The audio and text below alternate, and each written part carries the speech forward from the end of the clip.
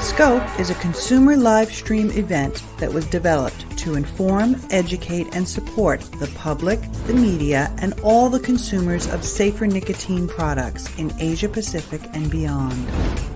Join us and participate. Meet the people who are doing battle for adults' right to make informed choices on their health. This is our response to being excluded from the policy discussion and decision-making around safer nicotine products. Exposure to nicotine from e-cigarette vapor does in fact cause lung cancer. Based on bad science and self-interest, philanthropists and the World Health Organization are making decisions and recommendations that directly impact our health. This is to show who we are, why we advocate for safer options for adults, and to show that we will not be silenced.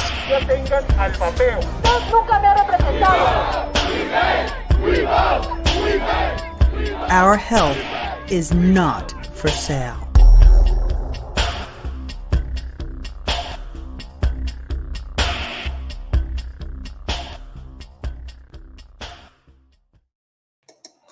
Hello, everyone, and welcome to the sCOPe live stream for World No Tobacco Day. I'm really glad you were able to join us. Hopefully, we can get enough of a discussion going like we did earlier on the World Vape Day live stream. We are going to begin with a pre-recorded message from Kurt Yeo from Vaping Saved My Life. He pre-recorded his message for two reasons. The first was he is, I believe, down in Cape Town right now, waiting for the reading of the bill that's going to introduce the tax on vapor products, and B, because of the problems that they're having there with the electricity infrastructure and the internet. So without any further ado, I would like to run the pre-recorded message from Kurt. Good morning, everybody. My name is Kurt Yeo, and I'm a consumer advocate in South Africa and the co-founder of Vaping Saved My Life. This is a pre-recording because South Africa is experiencing crippling power cuts or electricity outages anywhere between 10 and 12 hours a day. So I was afraid that we might not be able to join live due to the power situation. So I thought it was wise to pre-record this. I'll hopefully be in the chat during this airing to answer any questions.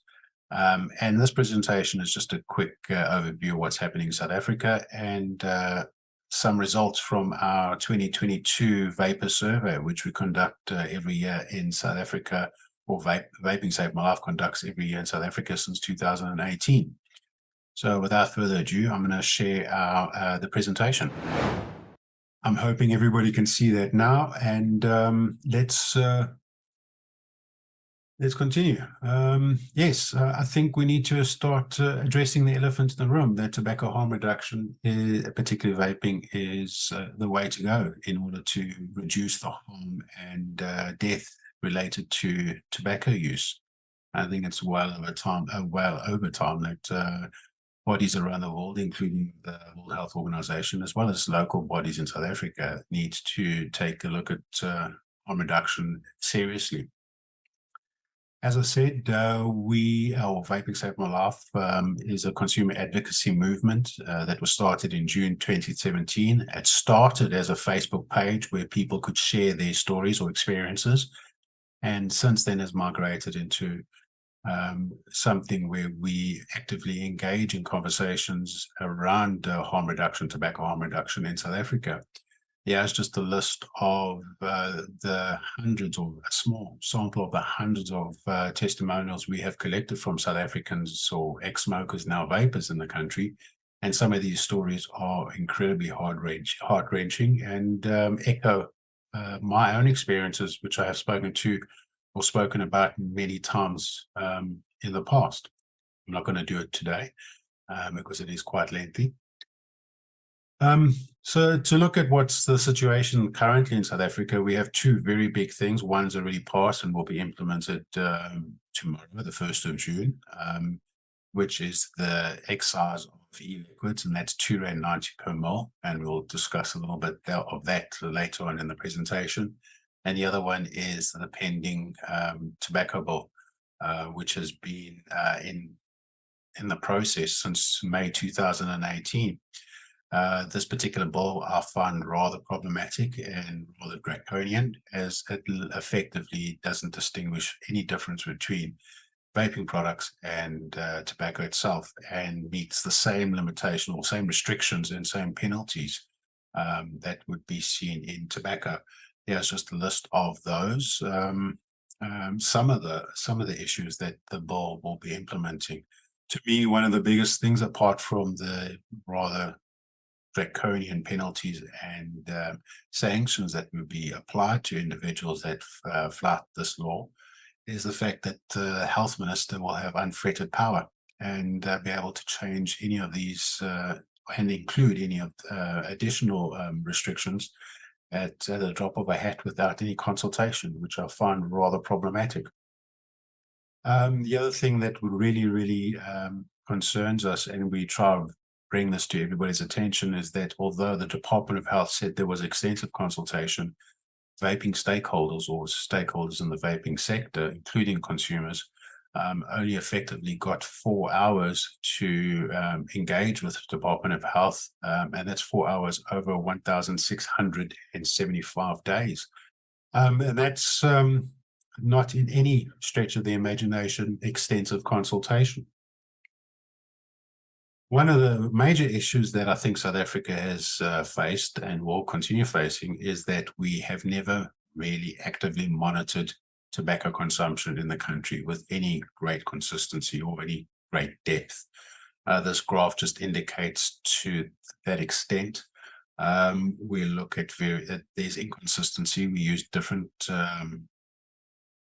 surveys that are not related to tobacco, almost like an add-on, a slap-on to the end there, and never really had something where we actively monitor the consumption. We do have, for example, financial indicators or financial surveys or graphs that look at it, but in terms of consumption, very little. In fact, if we look at the NIDS, the National Income Dynamics Survey, of a questionnaire of 54 pages or 53 pages, we only see 5 questions relating to smoking or cigarettes in that entire questionnaire, which is really minuscule in terms of understanding the full dynamics of this particular topic. It was only in 2021 when the South African Medical Research Council conducted its first ever global adult tobacco survey, where we looked at it in a more in-depth way, and it came back with rather alarming results. The most alarming, obviously, is that 25.8% of our population smoke tobacco or use combustible tobacco. So if we look at that particular survey in depth, or a little bit more with a little bit more detail, this is presented differently to what South African Medical Research Council had provided, but we did use all the data from that fact sheet. I have in the past, on several occasions, asked for access to the data set to try get to the bottom of some of these questions that I have, and some people in my frame have, and unfortunately we've been turned away every single time.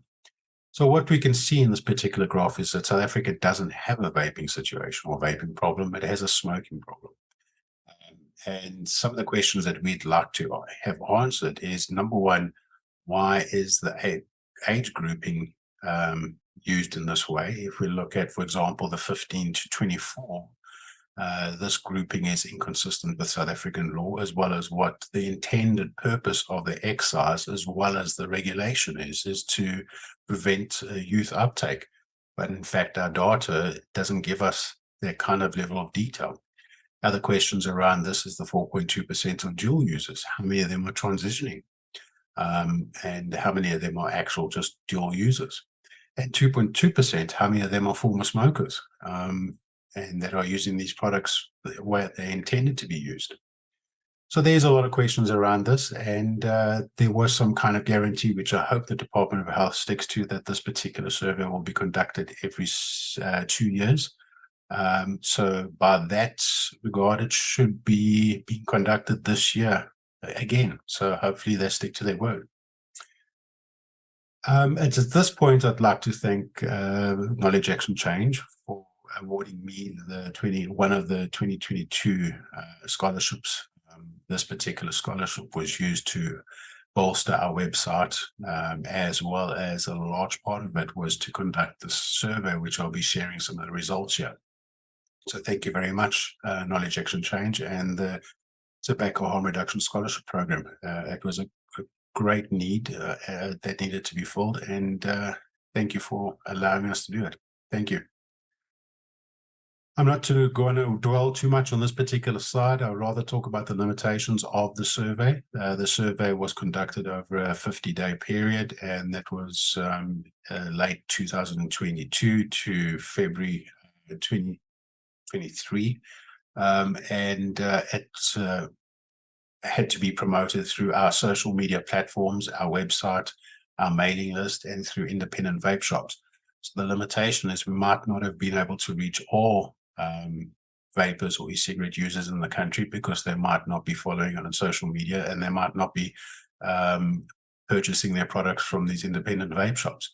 But so effectively, the product is looking at vapers, adult vapers in South Africa that follow vaping content on social media platforms, have subscribed to our mailing list or our petition, and purchase their products from independent vape shops. So that is the limitations of the study.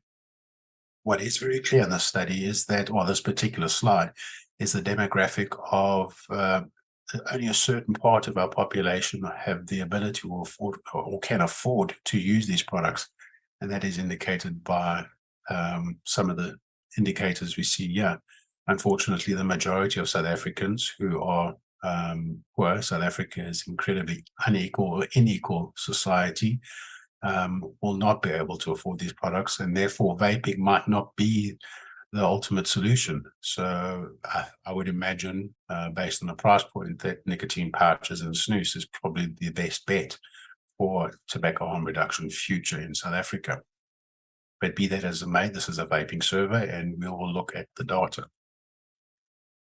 Tobacco history is obviously a very important indicator. In this particular slide, we can see that only 5.5% of the respondents in the survey had never had a tobacco history, leaving the rest of 94.5% did have a tobacco history. A large portion of them were cigarette smokers, although there were many different combustible products being used: hookah, pipes, cigars, you name it, they were all in there, but cigarettes was by far the most used product. And the other thing is, which is quite commonly known, is that more than 70% of these individuals had started using these products before the age of 18. The other thing, which is no surprise to us because we have done this before, is that 84.7% of these individuals are now considered as exclusive vapers, and only 15.3% are dual users. And this is not inconsistent to other findings that we've had in previous surveys. We also looked at past smoking cessation attempts. In previous iterations, we just asked whether there was. In this particular version of the survey, we've tried to go a little bit further into it. And these are some of the indicators we picked up. 78.2% of them had indicated they tried to quit before vaping. And the overwhelming majority had used a cold turkey approach. This is not surprising because South Africa is incredibly poor in assisting smokers in quitting. We do not have smoking cessation support in our primary or secondary public health care centres. We only have one smoking cessation clinic in Cape Town, which handles a handful of people every month. And nicotine replacement therapies and pharmaceuticals are incredibly costly.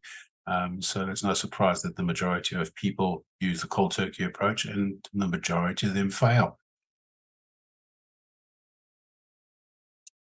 Another important indicator that we've tried to measure in the past, but with not being able to do it quite to the level of detail that we want, was the look at nicotine and how nicotine is consumed over time when people finally switch to vaping. And in this particular iteration, we are able to establish to what degree and over what period of time that they had either remained on the same strength or even increased or decreased. And this particular graph shows that. What's the most important part of this is that almost all of them gravitate towards the 0 to 6 milligram strength. And some individuals, unfortunately, for certain circumstances, increase their nicotine strength over time. And I believe this is based on a number of factors. One is obviously convenience, or two, that they require a stronger nicotine. But there is the likelihood that things like the electricity crisis that we're facing, where it becomes difficult to charge these units or charge their batteries, have opted to go to a disposable route. As well as the cost associated with these products, we might see people moving into the mouth to lung, where e-liquids are slightly cheaper at that point in time. Obviously, it will change from the 1st of June, but e-liquids were slightly cheaper, and therefore they moved to into those areas. But it's very clear that over time, a large portion of individuals tend to decrease their nicotine strength. When we look at the excise itself, this is the impact that we predict. We don't believe that it's going to dissuade the youth, given the fact that we are using a R2.90 per mole.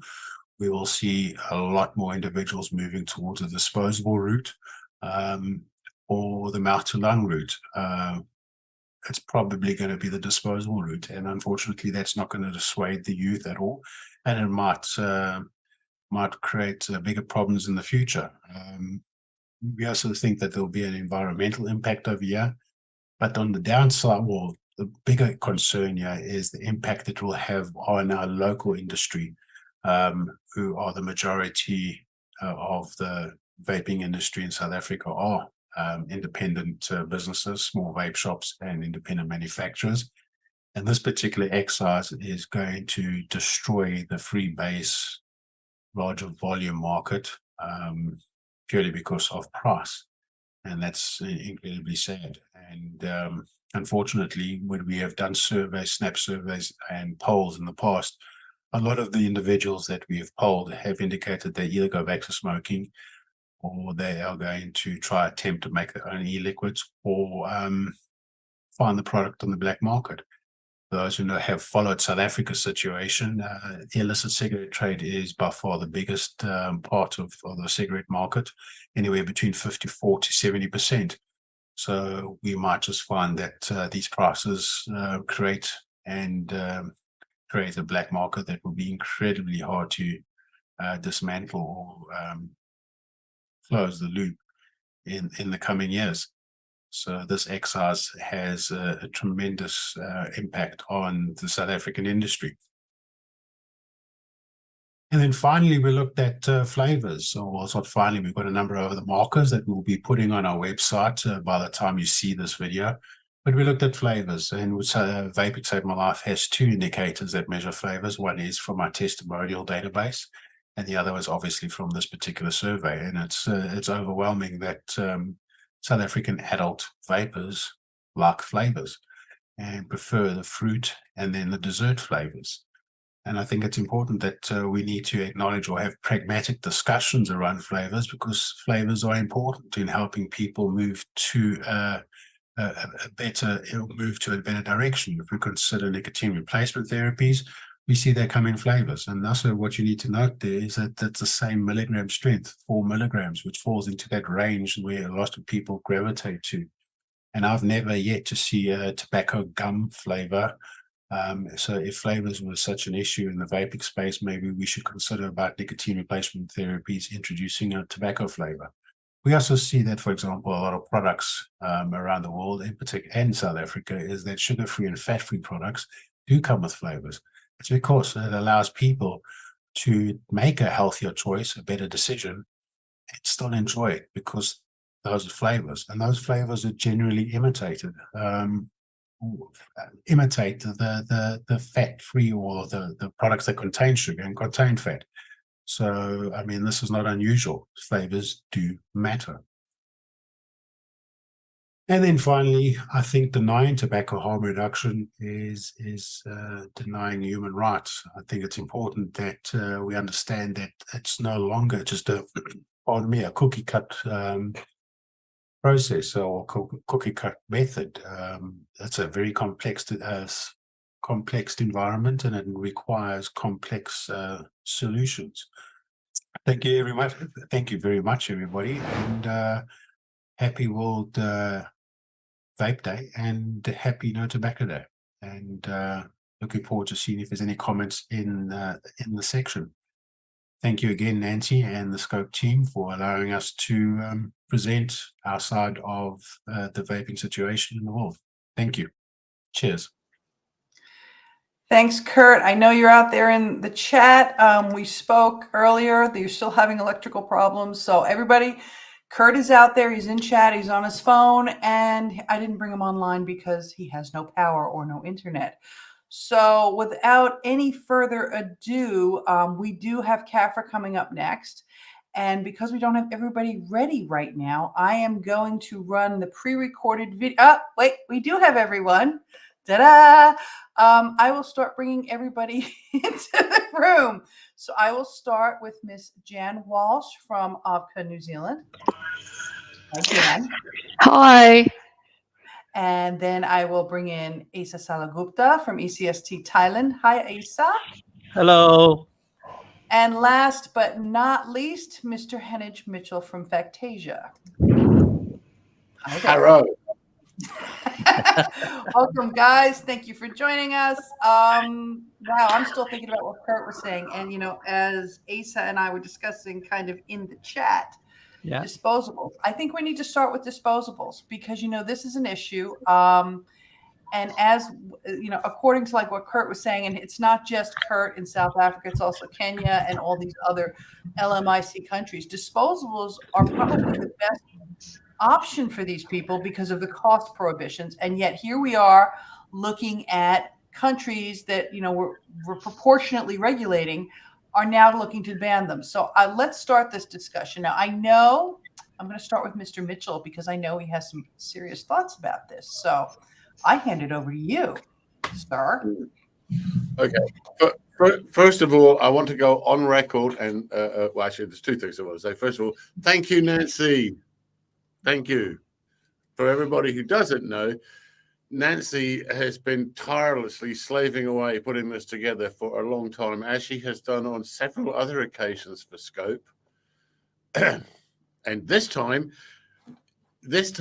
I didn't switch it off by mistake 10 minutes before it started, which is a real plus. Yeah, okay, good. Anyway, second point I'd like to say before I launch into it is I thought Kurt's presentation, I for some reason can't make any comments here, but I thought Kurt's presentation was excellent. The research that he did was absolutely spot on, totally on message, and those were the questions that everybody needs to ask. And I will be contacting Kurt soon to discuss this with him privately.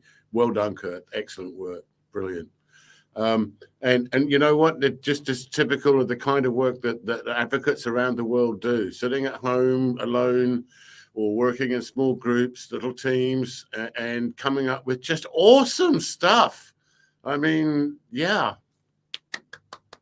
So the question was disposables. And I just want to go on record right now as saying I do not support bans of any nature for whatever they are. I don't care what it is. Banning it, you lose control of it. And you expose the people that do grab hold of it, which they will because people will supply it to them, whatever it is. You expose them to products that are not regulated in any way or sense or form. Therefore, there's a double risk to the people that are using these products. So disposables, unfortunately, fall into that category where some, I'm sure, are absolutely great and they are what they say and they say what's in them and what they say is in them and that's it. And if they say they've got 1,000 hits on them, they've got 1,000 hits on them. Not all of them are like that. So my understanding, as someone I have to say who's never had a disposable but seen a whole bunch of them, it seems that quite a few of them in all markets are what they call short fills. Therefore, the customer is being ripped off. Now, he's actually buying it legally in many cases, but because the product's not being properly regulated, he's getting ripped off. Consequently, the manufacturer is making more money at the expense of a consumer. And who knows, if he's ripping them off on the fill, then who knows what's in the juice, because you're not testing every single one. Anyway, I digress. The point is that disposables most certainly do have a role to play in encouraging people to quit. But dressing them up in Marvel comic suits or whatever with flavors that are reminiscent of my childhood sweet shop days is not appropriate. And I'm not for plain packaging, but I'm also not for garish packaging. I think it's wrong to do that. But equally, it comes down to the children, because it always comes back to the children, and the children are the ones that are being targeted, apparently, we're being told, with these disposable devices. For me, my principal concern with disposable devices is environmental. I mean, short fill or not, however many puffs you got, you throw it away. You're throwing away dangerously combustible lithium ion, and it's just a complete waste of resources. There must be a better solution. And I really think that while I'm not for disposables for environmental reasons primarily, but I'm sure there's a better way of delivering nicotine in a vapor that doesn't require you throwing away a perfectly good battery every day. I just can't see that that's... Yeah, okay. That's enough from me on disposables. All right. Asa, you've been sitting there making these faces and stuff. I mean, you're in an LMIC, you're in Thailand, okay? And and I know that it's not legal there, but I also know that you can get anything you want. So give us your take on disposables in Thailand, please. Well, actually, you're right. You're saying like everything here. We have to define first when you say what is legal, what is not illegal. Like I've been saying all the time, that it is illegal to import, to manufacture, and to distribute, which is kind of funny because it's not illegal to vape or to possess. We've been through this, and I went to the parliaments many times, almost every week. So we finally decided that okay, what was funny was that like the laws that came out, we have to interpret, which we shouldn't have to. But back to disposable, I wasn't making faces. I was totally agree with Edge, about disposable. I really wish there would be ways. All right, like what Kurt had said and what he had done in his presentation. It is cheaper to produce and also cheaper to obtain, especially if you want to get off smoking regular combustible cigarettes. While I kind of think that for my preference, I kind of like more like if it's disposable, then make it like I don't know how you call it, the pod system.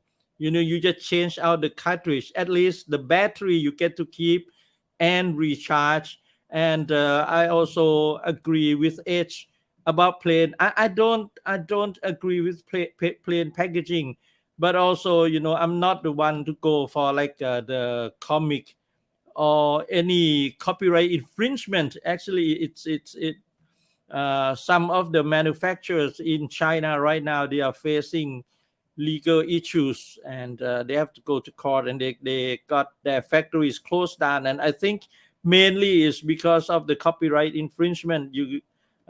Some of you may have already seen some of their items, come out like a Game Boy and things like that, which I said like it should be avoided. So all in all, yeah, I agree that like we should do something, and I don't totally agree with just getting rid of disposable completely. All right, we've got a couple of comments. I'll start with Paul and then I'll go to Mark.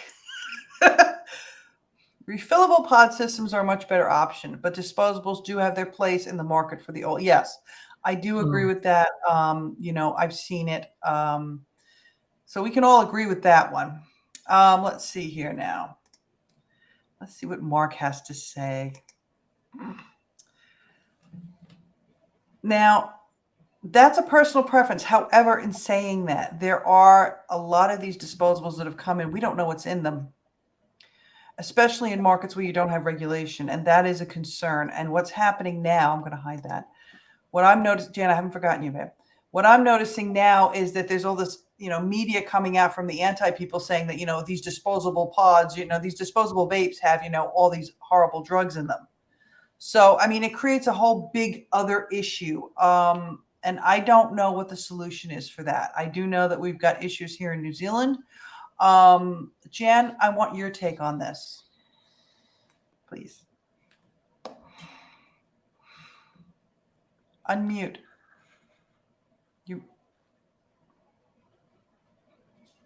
Crap. Try it again.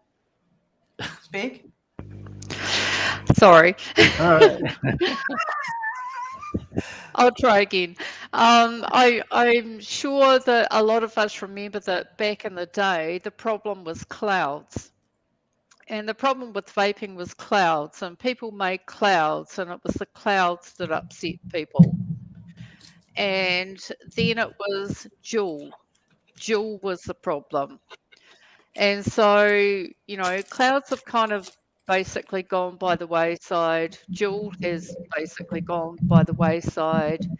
And the new thing that is a problem is disposables. So I actually think to some extent there will always be a problem. And the goalposts will just continue to move, and that problem will continue to move. So yeah, it was quite funny. This last weekend, I was having a discussion with Yolande here in New Zealand, and she was talking about homeless people and the idea of disposable vapes. And we can say, well, they all have mobile phones and they manage to charge them somehow, but also there's been a lot of press around how vapes explode. You can't charge your vape on a plane, you can charge your phone. Charging phones is fine, vapes aren't. So yeah, I actually think it's all a slippery slope. If we kind of said, okay, clouds are the problem, we'll get rid of clouds, we would have ended up with Juul if we in pod systems. If that was the problem, then let's ban that, and we have disposables. And so now disposables are the problem. Yeah, no, I mean, it is a slippery slope. I mean, and, I've been tossing back and forth on this issue personally for a while. And I mean, and I tend to subjugate my personal opinion for what's better for everybody else, because I'm not the person. I don't want to tell somebody what to do, because then I give them the right to tell me what to do. But in saying that, you're right, Jan, it is a slippery slope. And this is the concern that I have, is that once they pick on one thing, then they're going to go for the next thing, and then they're going to go for the next thing. So it's kind of like we have to hold a united front.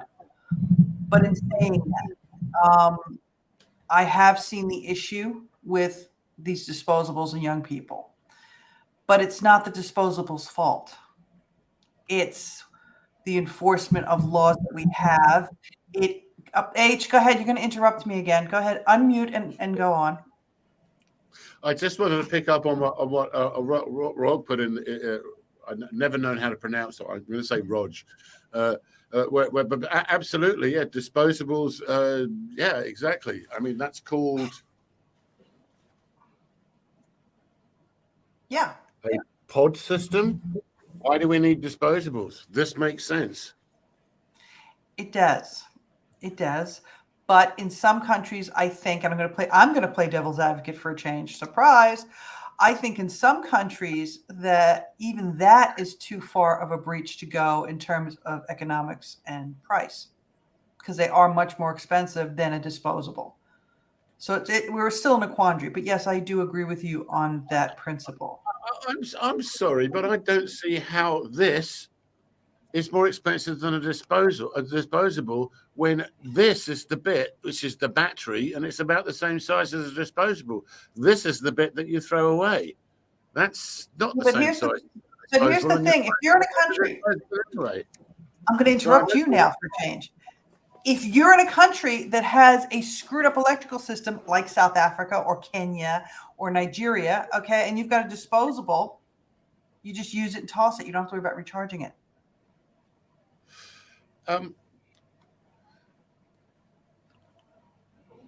Go on. As a backup, maybe, yes, I can see that. But frankly, what Jan just said, if they can charge their cell phones, they can charge their. And if it's not, then okay, the power's out. Then okay. Look, I'm not saying no. Let's ban this disposal. I'm saying there are better alternatives. Roger's has outlined one that's perfectly well in the market. It's Juul was the perfect device. I don't wish to promote Juul. I don't. I seriously don't. But in terms of a THR device, it's the perfect device with the flavors. It really was. Don't charge it. Don't keep going. Throw it away after 6 months. 6 months. Imagine if you had to throw away your cell phone battery every day or every 2 days or every 3 days and get a new battery for your cell phone. I mean, or actually throw your cell phone away every 2 or 3 days or every 2 or 3 months because the batteries, you've run out of what? I don't know. Hello? Yeah.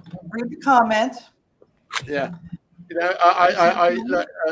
I don't want to give too much away here, but I know that there are technologies out there which can completely replace all of this and solve every single problem we've discussed. It's just no one's put it all together in one package and said, there you go. But the technology is there, well there, and it doesn't necessarily need solar panels because they don't work at night. But yeah, there's a lot of potential solutions, and I think. To me, disposables are like floppy disks. Yeah, they're all bad now. Actually, no, it doesn't make sense. I can buy a CD for a lot, more or less the same money, and put 1 million times more data on it. And I'll get that instead. Yeah, no, I mean the environmental impact. I get that, and just like what Rog is saying here too. That my personal opinion is I don't like them. I just want to go back and touch on one thing that Jan had just mentioned is she mentioned also big clouds. I had mentioned I have said many times before, for those who who don't know anything much about vaping, first we have to think of our primal instinct. You see vapor coming from vaporizer or electronic cigarettes, and if you don't know that it's not combustible, it look like smoke. And when people see smoke, when they see big smoke, it means more dangerous. So the first thing we have to educate people is that, hey, it's vapor, it's not smoke. Plus also, if you're gonna tie in that with this kind of pod system or disposable, I can blow big clouds with my small thingy. It's your lung capacity. It doesn't mean that you use something big like this, the big setup, big tank and everything, and you use big clouds. Sometimes you use something like this with mouth to lung system. You don't see big vapor. Why you use something like this?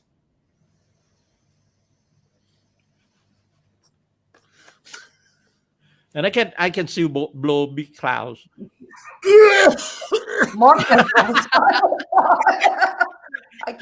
just saying, Oh my God. But yeah, I mean, so but here's the thing, and I think the point of what Jan was trying to say, and Jan will correct me if I'm wrong, because you can. Once we say, okay, yeah, we don't want one thing, then we're opening the door for them to go and get the next thing and the next thing and the next thing. And that's the slippery slope. So we all have to kind of figure out how we're going to address this when we're confronted with it. And it may just be by country to country basis. It may just be by a community to community basis. But the thing is, the ultimate thing, I think, is anytime you ban something, you're creating a black market because the demand doesn't go away. Yeah. Definitely. At a regular. I mean, the UK, as of this morning, announced that they were going to crack down on disposables. Let's see how they do it. But yeah. Well, there's talk of it happening here in New Zealand as well. And I think there was something that went down in Australia, which, Australia, I'm sorry, Paul, but, redhead stepchild doesn't even cover it. I mean, it's already illegal because it's a medicalized system. And now they're talking about they're going to ban them as well. It's like, you shouldn't have had them in the first place. But the fact that they're there demonstrates the fact that when you ban it, it isn't going to go away. It's just going to become an enforcement problem and criminalize people who, in this case, are simply trying to get themselves away from deadly tobacco to save their own lives and reduce the financial burden on the state for when they get sick from a tobacco-related disease. They're trying to avoid that. Read the comment. The popcorn. Well, yeah, no, I mean, he's got a good point, right? Okay, now that guys, this is what we do in regular meetings. I just want you to know that if anybody's ever experienced us at GFN, or just not a regular meeting. Oh, I'm sorry. Public. This is us. Let's segue into something else. And the next topic would be, this whole thing of the WHO taking over the world. There's been discussion as well. No, really? There's been discussion as well that the next thing is going to be, they're going to go after sugar, or they're going to go after alcohol, or Martin was saying something this morning about they want to go after coffee. Where do we draw the line? Yeah, about I don't know if you have heard, was it in our chat group or something that they mentioned, like WHO wants to control even, directly from a very small group, and they will force the signatories countries, to do whatever they decided directly from the Director General and things like that. Yeah, they want a pandemic treaty in case there's another, like COVID-like breakout. Yeah. Well, can I just interrupt just very briefly there? We already know there's a smoking pandemic. So where do you think that's going to go?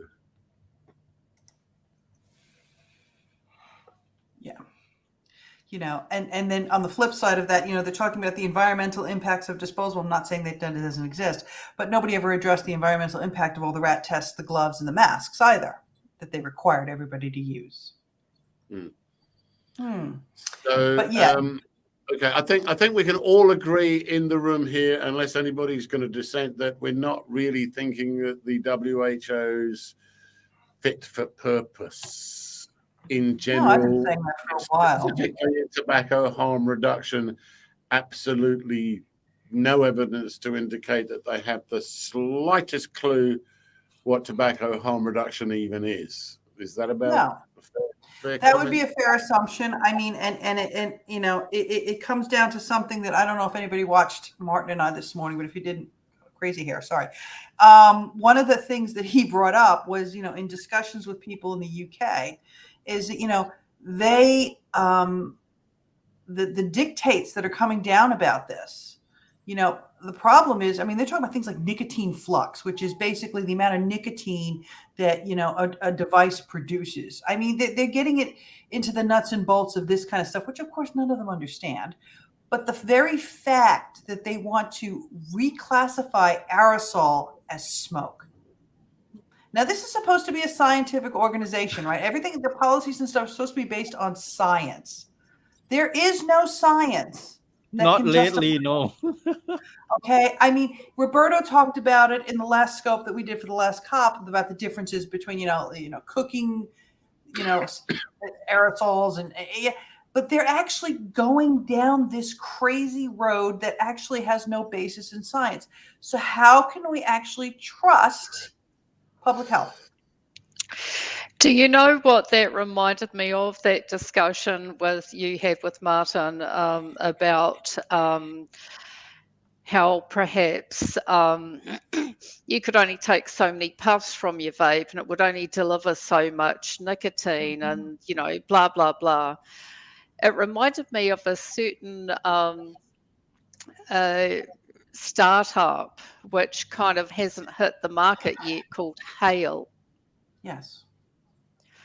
And apart from the fact that as I recall, that was not in a pod system kind of shape. It was more like a mod looking type vape. That's what actually sprung to mind.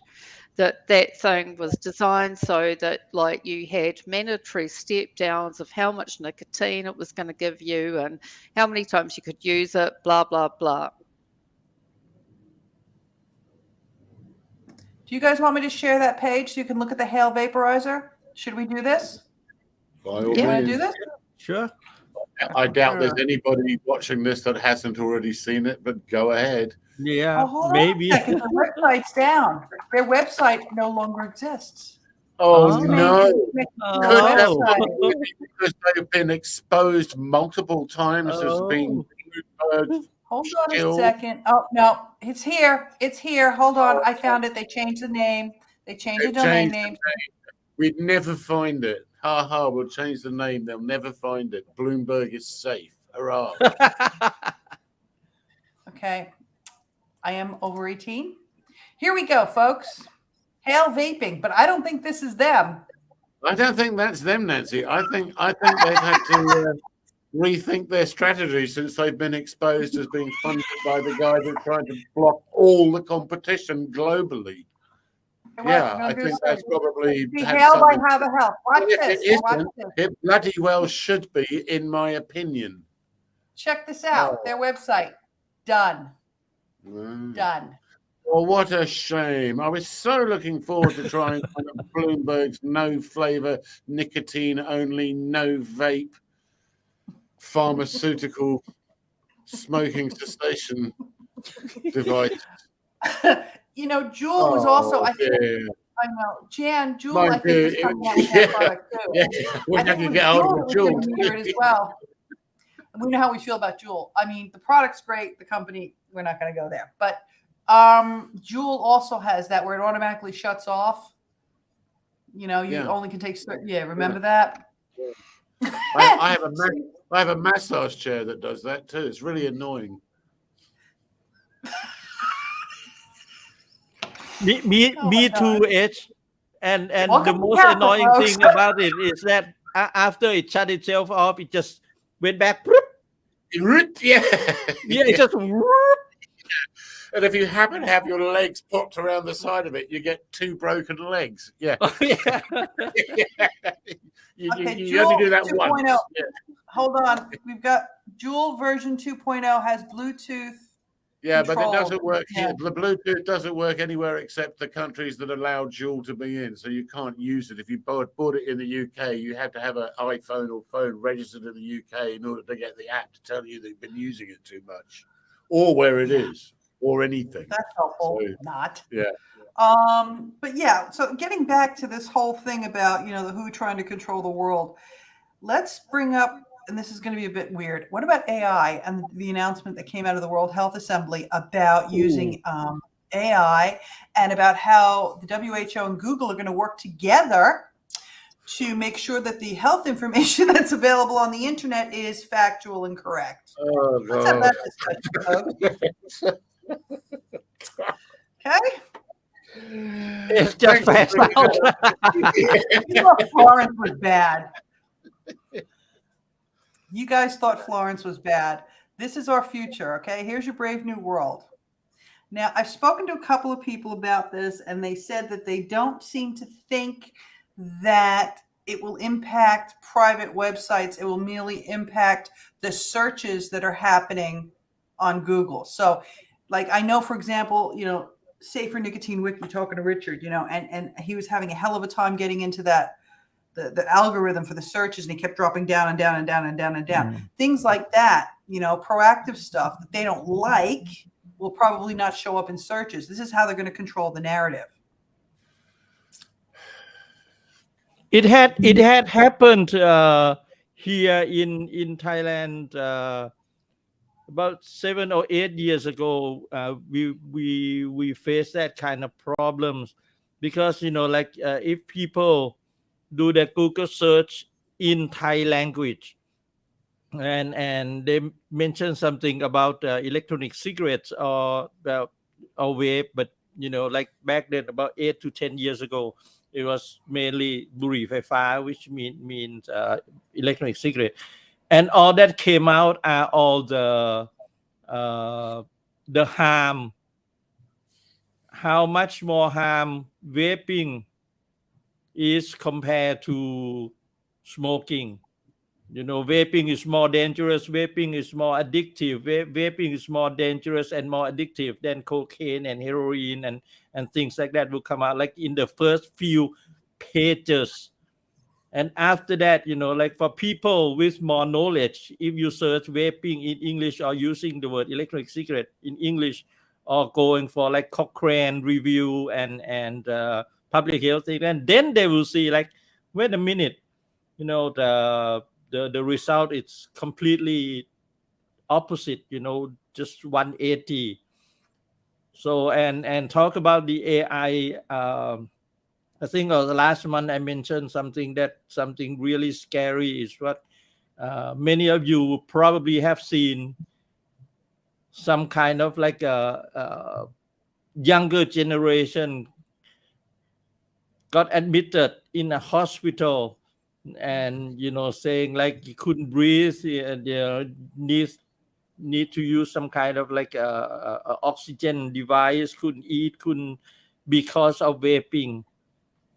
And so I say like, well, first thing, if I happen to see the articles, I would just go on and say like, can I see the doctor's what's the word, the written diagnosis from the doctors, which hospital were you in, the name of the doctors and the full diagnosis, and mostly what happened and what had you done before.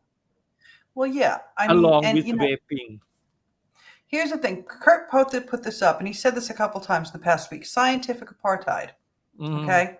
This is relevant because, as those people who don't want to acknowledge or accept what we're doing or the science that supports us, okay, obviously all the accusations, all this shit comes out that, you guys are this and this and this. And it happens in academia as well. Martin and I, again, this morning, we're talking about, these public health interns that want to study tobacco harm reduction, but they're kind of shunted away from that. Simply because, that's not what their funders want them to do. It's not acceptable. And we've all seen what has happened with Marewa, okay? And the science that's coming out of the foundation, it can't possibly, be valid because it's funded by PMI, not acknowledging or realizing that the science that's coming out of tobacco companies has to be held to a much higher standard because of the source that it is. Okay. And yeah, they have the money and the materials and the equipment to do the science, but it has to be held to such a higher standard than anything that's going to come out of any university anywhere in the world. Okay. Because it is under so much scrutiny. Apartheid. This is what's happening. We're dealing with apartheid. And in our space, when it deals with us as consumers, okay, it becomes the funding issue. Okay. And in their minds, and this is something else I spoke to Martin about as well, is in their minds, if we accept money, Alex brought this up too, if we accept money from a tobacco company, okay, therefore we become invalidated because the argument and the fight that they have is not against us per se, it's against tobacco companies. And they will do whatever they can possibly do to just not acknowledge that because that's enemy number one. And yet we're in a situation now where the information that we're getting, the valid information that we're getting, is actually coming from the tobacco companies for the most part, okay? or is funded through tobacco money. And the groups that are able to do the things that, like World Vapors Alliance, for example, or, INCA at one time, okay, they were all, shunted away because, they accept tobacco money. Where do we draw the line with the apartheid? Okay, that's number one. Number two is, and I said this, is it projection? Is it because they do accept money from philanthropists and they do accept money from pharma companies that they're just projecting their own, I don't know what the word is, but their own, not mistake, but their own perception of it back onto us, because they always have to have a counter. They always have to have an enemy. They can't counter what we're saying. H, you've brought this up before too. The word you're looking for is prejudices. Prejudices. Yeah, thanks. You've had this discussion on radio in Hong Kong as well. You're sitting here arguing with me about the funding because you can't argue with me about the science. They can't argue with us about our experiences. They can say it's an anecdote. Yeah, okay, sure, they can say that. But it doesn't actually discredit the fact that we're all sitting here and Ace has got a clear, lung x-ray, and Jan's doing okay, and my blood pressure's good, and you're doing okay. But when previously we were all smoking, we all had health issues. They can't disprove that. So how do we deal with that? I actually think that both things are true at the same time. Okay. Fine. So, I have never received any money from the tobacco or vaping industry at all, ever. I have been excluded from staff after having Article 5.3 quoted at me. So it actually doesn't matter if I take tobacco money or not, I'm still going to be tarred with the same brush. That's it. So I also think that it's not just about funding, and that, Nancy, you're right, it is projection, and it's that these people are kind of like, well, I get my funding from this, and so it's kind of, it's all pure and sweet somehow. And it gives me no conflicts of interest, and so I can, I'm fine, I'm pure, I'm good. But if I don't get that money any longer, well, then I'm going to go and get another job, And yes, Mark, you're right. And the biggest acceptor of tobacco money is the government. Yep. I mean, and that's the thing. I think it's also a funding issue because, Jan, you work in academia. You've got a couple of degrees like I do. You know how this works, okay? When you're doing scientific research, the majority of your funding comes from, if it comes from the government, it's coming from, in this space anyway, it's coming from tobacco excise. Yes. Or farmer money. Well, in New Zealand, it's not ring-fenced, so that tobacco money goes everywhere. Yep. So, and also going back to what Kurt just said, that you just put on screen, the economy of harm. The existence definitely is reliant on harm, because like I have mentioned many times, the doctors, why are they so against? They said they want to do like today, for example, is the World No Tobacco Day, right? And what we are doing is probably in sync with what they are doing. We are trying to get people off, to quit smoking, get off of that combustible cigarette consumption, and Kurt, with the big pharma as well. So these are the doctors that they advocate for what? For the patches that comes, and they just announced that here in Thailand, they just announced that they are pushing some, I can't remember the name, like the pills that you take to make you quit smoking. Yeah. No, not Veronicline. That I think that had been off the market, right? That's Wellbutrin, bupropion. Yeah, something like that. And they had been trying to push that into the national, the list of national pharmaceutical acceptance, which means that, for people that want to quit smoking, they can just go into a hospital or a governmental approved clinic and get some of these medicines for free. And Yep. and Here's and these are the doctors that are bringing them into the country, and who will lose if there are less people smoking. The hospital, the big pharmas, the doctors, they're gonna, like for us, for example, myself, for example, I've been smoking, most of for at least 37, 38 years. And after I quit about 12, 15 years ago, I mean, my health is better. I don't have a point to go back to the doctors. And as Nancy mentioned, when to make some lung x-ray, and it was in perfect condition. And we got our friends who are vapers who had vaped more than 2 to 3 years, at least 2.5 years, to go and have their lung x-ray. And everybody is perfect. Their lungs is perfect and everything. So, the doctors, of course, and especially hospital and big pharma, they're not going to be happy with the result. So it's kind of like contradictory, saying like we want people to quit smoking, but the money here, especially here, the money they got is from sin tax. Well, here's the other thing that's really critical from tobacco. Yeah. I don't know if you have these ads. I know we have them here in New Zealand on Instagram, right? And they're talking about flavors and they're talking about nicotine. And every time I go on Instagram, an ad pops up for the Nicorette inhaler, which is flavored, and the Nicorette gum, which is flavored. But according to Simon Chapman, no inhaled medicine is flavored. Yeah. So there we are. I mean, we're talking about, the WHO trying to take over the world and being a bunch of hypocrites. We're talking about cancel culture because, do as I say and not as I do. And I mean, ultimately, it's projection and it's fear. They're afraid that, this is disruptive, right? Clive's always saying this is a disruptive technology, right? It's a threat to them and they're reacting like a wounded animal would. And they're coming after everybody and anybody, and nothing that we can do is going to make them accept it. So how do we address this? I had said to Alex this morning, I said, well, people don't trust public health. And somebody in the comments this morning was saying, well, I don't trust the GPs. I don't trust doctors anymore.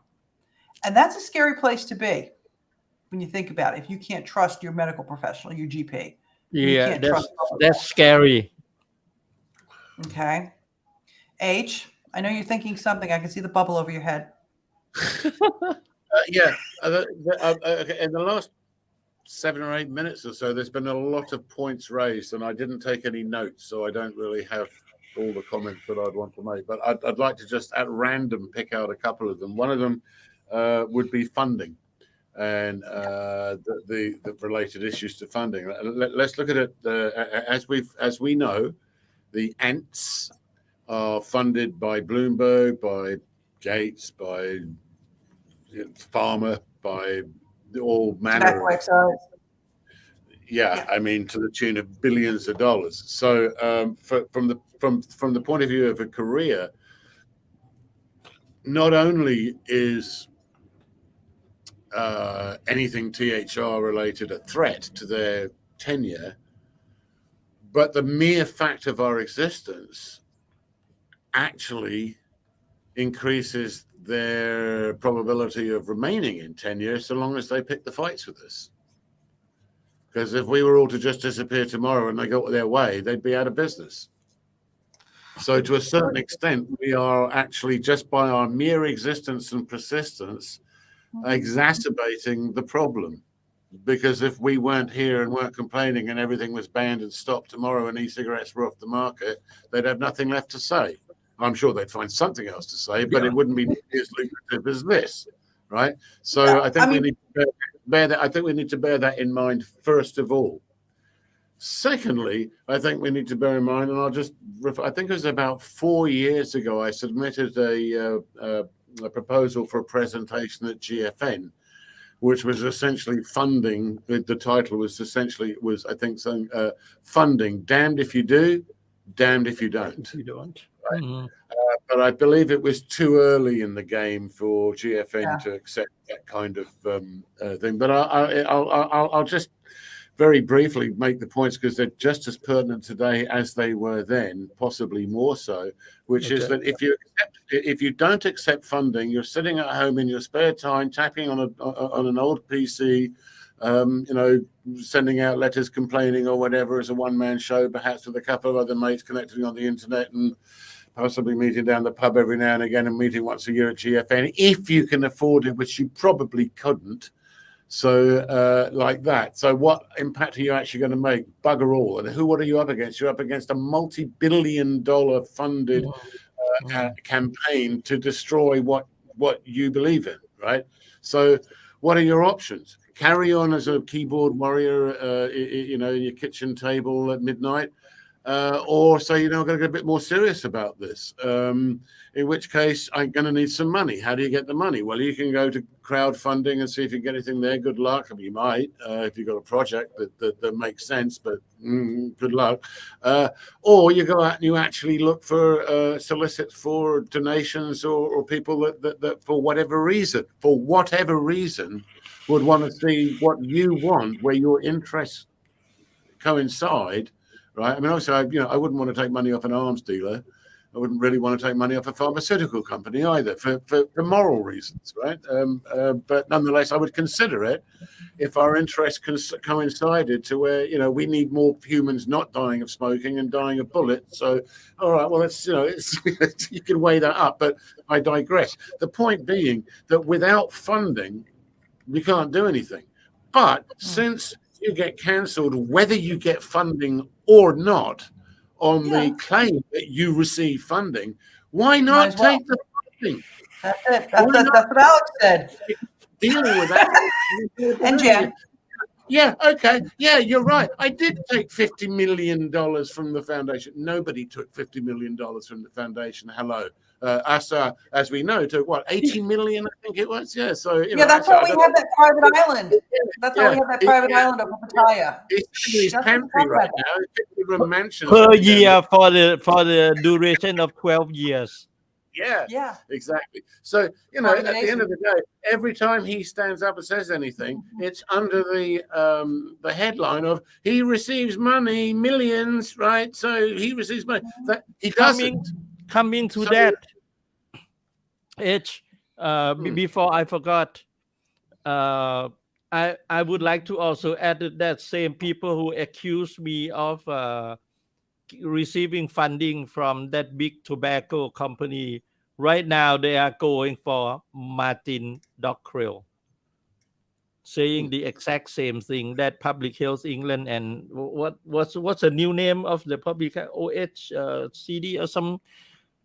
They say that they receive big money, big fundings. The reason behind Great Britain or England, let's say England, the British thingy, they were doing the smoke to have people smoke less than 5% by the year 2030, and one of their strategy is to give out free vape, electronic cigarette free vape, like probably disposable or whatever. But the main reason they can do that is because they're receiving funding from big tobacco. Okay, guys, I'm going to interrupt here. Kurt asked to join us. So I'm going to bring him in, okay? Excellent. Doc, welcome. Hey, Kurt. Hello, everybody. Good we to got see lots. You live. So, talk to us, darling. There's something you wanted to say. Yeah, the apartheid, scientific apartheid, is a very real thing, and it doesn't just feature in our space. It features on a whole host of things, and there's a lot of elements that are driving this. One of the things is that funding is a major issue. A lot of researchers out there find it difficult to acquire funding. Funding sources also dictate what needs to be seen. So if I look, for example, my wife is a pediatrician, and I'm married into a medical family, and there's a lot of things that gets driven from, for example, universities, found in health councils or health agencies that control these spaces, as well as journals where there is this process that's been put in place, and it's becoming very, very concerning on a whole host of things. Anybody that knows South African history understands that we come from a very, very bad, dark place. And one of the things that they implemented was something called a pencil test. And what that pencil test really was is when they inserted a pencil into a person's hair, if that pencil fell out, then they were considered as white. And if the pencil stayed in place, then they were considered as black. So this whole funding model is around that pencil test. Nothing is behind it. There's no reviewing or looking at the contents of this particular information or the scientific finding. So all scientific scrutiny is left at the door where the pencil test has been applied. And unfortunately, what I'm seeing from the World Health Organization is that they are scared of communities, people that understand science but are not effectively at the same table, that are contradicting or even questioning some of the stuff they're saying. And in order to protect that, they disqualify them or they attack them based on nuances or funding is probably the easiest way, because they have a history to rely on. Big Tobacco were liars. They misguided the medical fraternity. They misguided politicians. And therefore, it becomes very easy for them to explain why the funding is such an important role. However, there is a pendulum effect that occurs here, in my view, is that if we lose that, we lose science, because effectively science builds on science. So if you take that out of the equation, you lose a big part of our understanding. So effectively, the other issue is big pharma. Big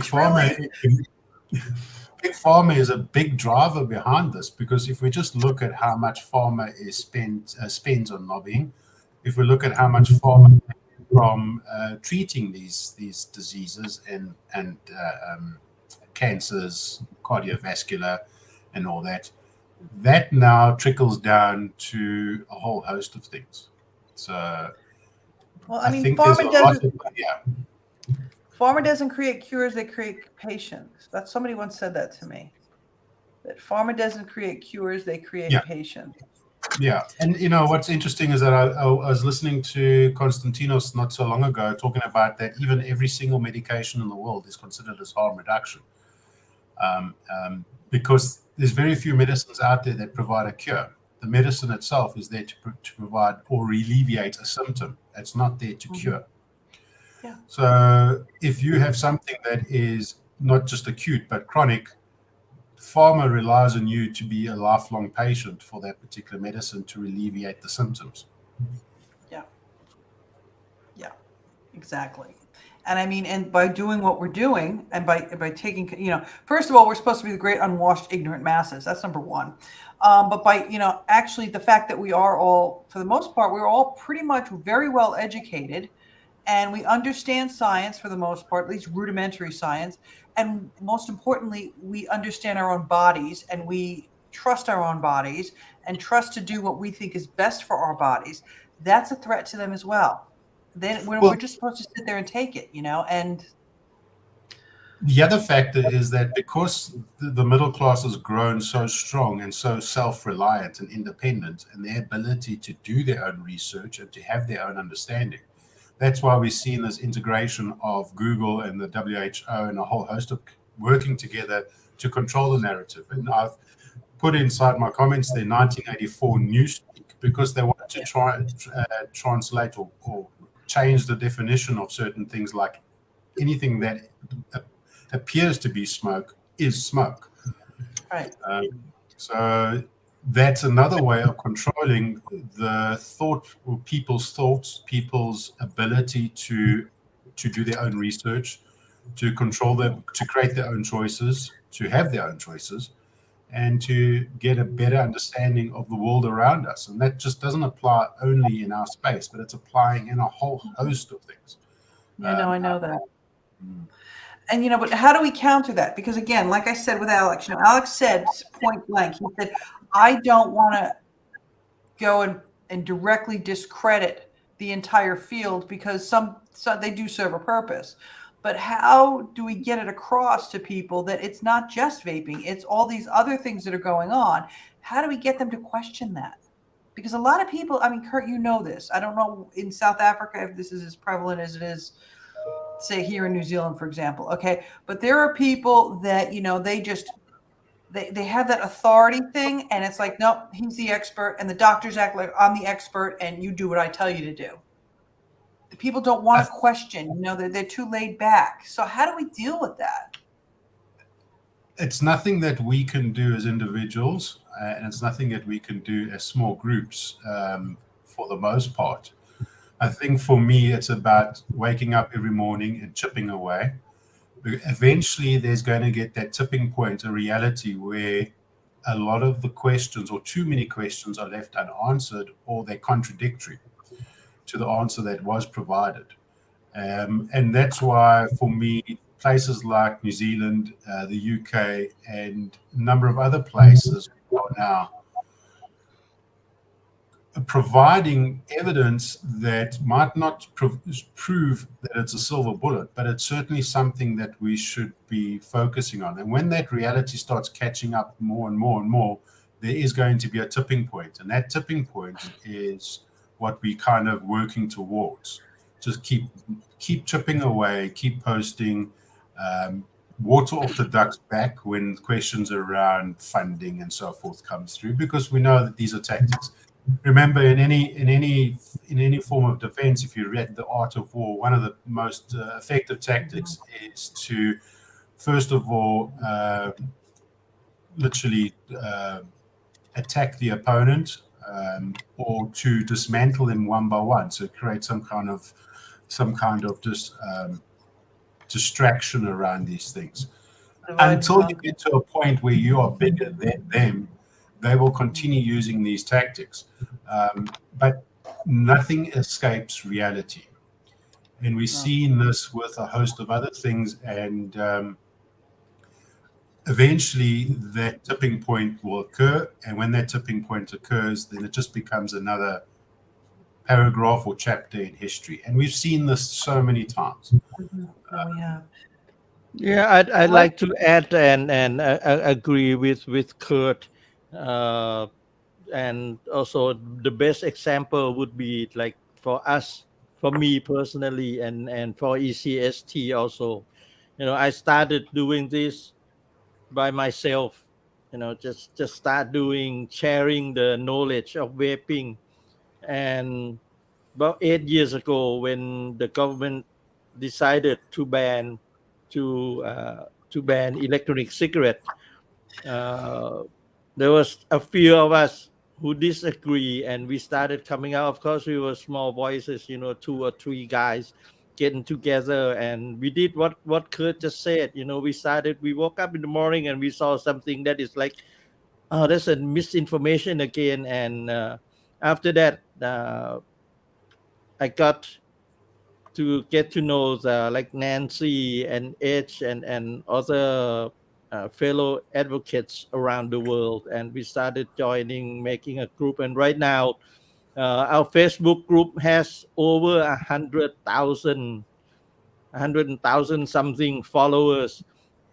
And in the end, before, if there's a misinformation coming out, it will be us or somebody close to us, you know, like saying like, hey, that's not true, where's the fact, where's the truth. Well, right now we are at the point that the people who come and debate and argue all the misinformations are people we don't even know, you know. And if you follow the local politics. We just got done with an election, and most of the parties use electronic cigarette as part of their campaign, saying like, okay, one of the things we will do is we're going to lift the ban, we're going to regulate vaping, we're going to lift the ban, we're going to regulate vaping. So, within this, I started doing my channel about 10-11 years ago, and we formed ECST about 7 or 8 years ago, and coming up to today, like Kurt said, if any of us thought that, it's just me, it's not going to work, I'm the only one, only me, it's not going to work, then it's not going to work. But if we keep on doing what we believe in, and pretty much we know what we are doing is the truth, and it's a thing that that will really help people will come and join us along with us. And Rock, like the tipping point, we all hope that it will come soon. Yeah, I mean, and it reminds me of two things. One, Colin, the attacks that Colin Mendelssohn's been going through, I mean, just insane, right? And he said, I'm not too fast, everybody, let's just keep doing it because we know we're on the side of the angels. That's number one. But number two, I'm reminded of a conversation I had with Robert Beaglehole about 2 years ago. We were recording something for Australia. We went to his house and sat there, and I got to hang out with him. He's actually a really nice guy. He's really quiet and really laid back and really smart, but he's a lovely guy. And he said to me, he's like, because remember, this is somebody who helped develop the FCTC, okay? He goes, I was at a point where I didn't think these things, what is this, He's like, but now, with time and with age and with mellowing, I realized that, you know what, this is the way forward. He goes, because the way we're doing it, the mantra of quit or die, it's not working.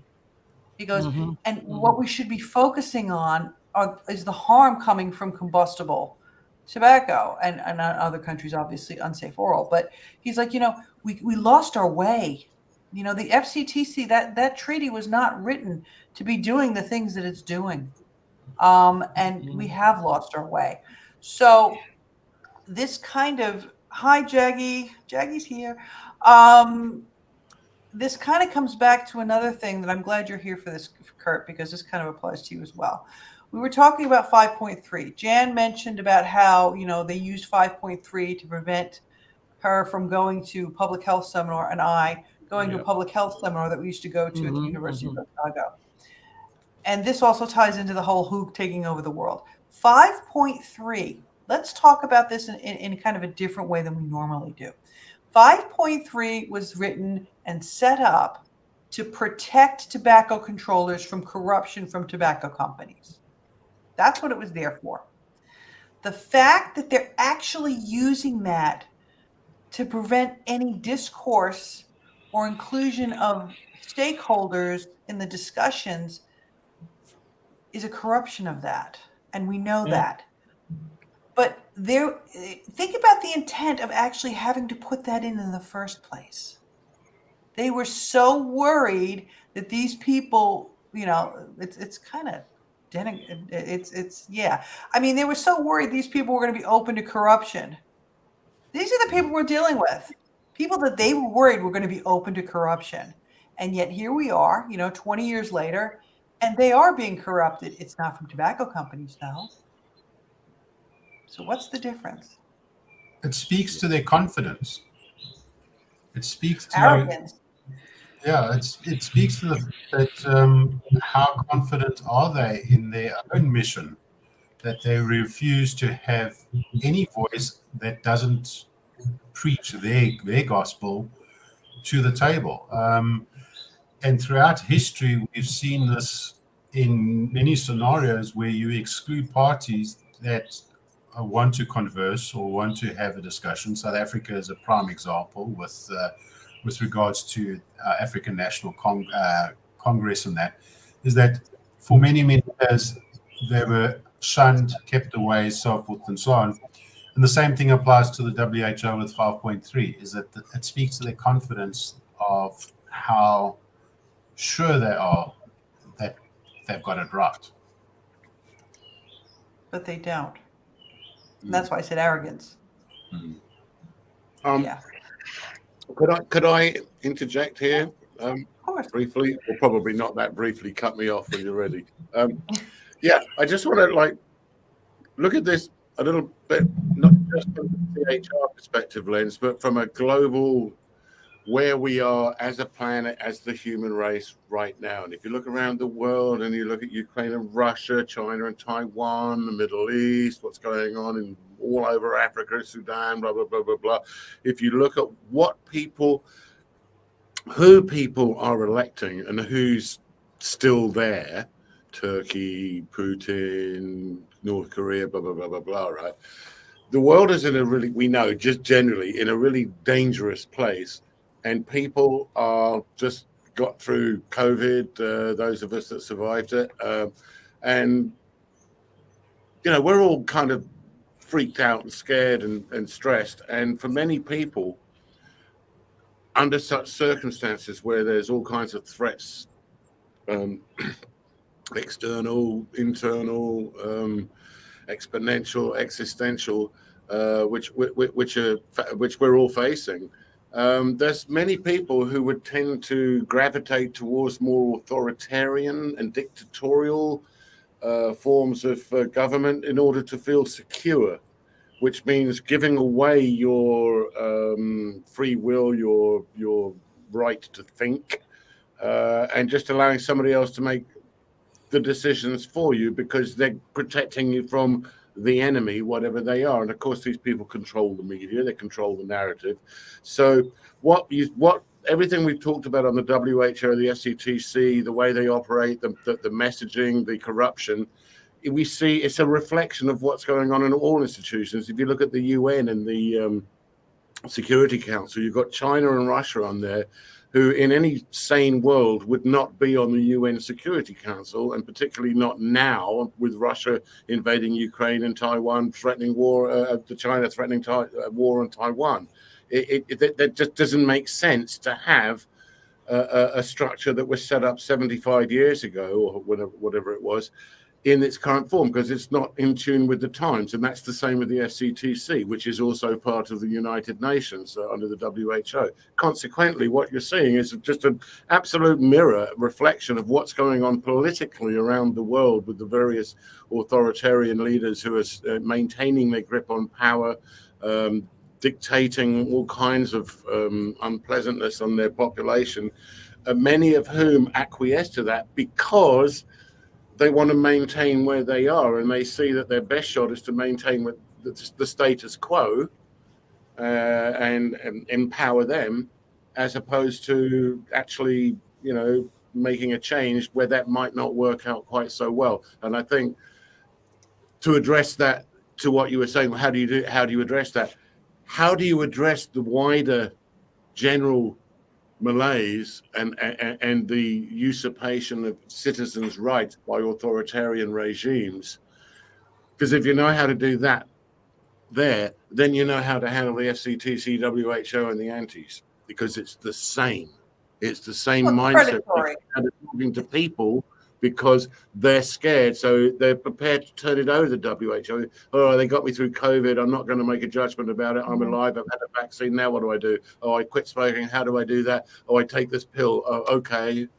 I'm not allowed to do that. Yeah. All right, fair enough. Because you've already turned you over because of the stresses we've been under. Okay, I'll stop talking now. But that's true. I mean, it's predatory on their behalf. And you and I have had this discussion about, how Gates and Bloomberg and these people that are, funding and philanthropists, I said it right somewhat, it's good optics for them. They look like they're saving the world, so that when they do something, nobody's going to question it.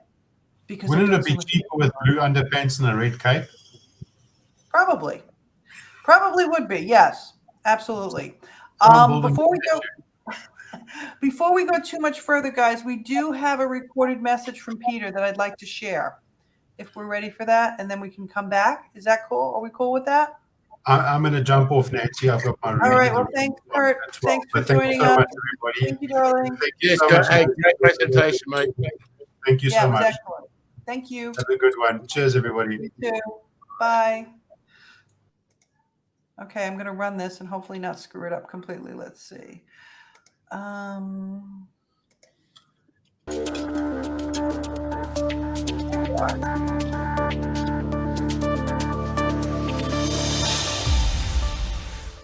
Good afternoon, everybody.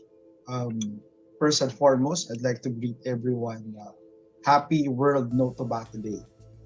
I apologize for not being able to join everybody live as I have prior commitments to attend to.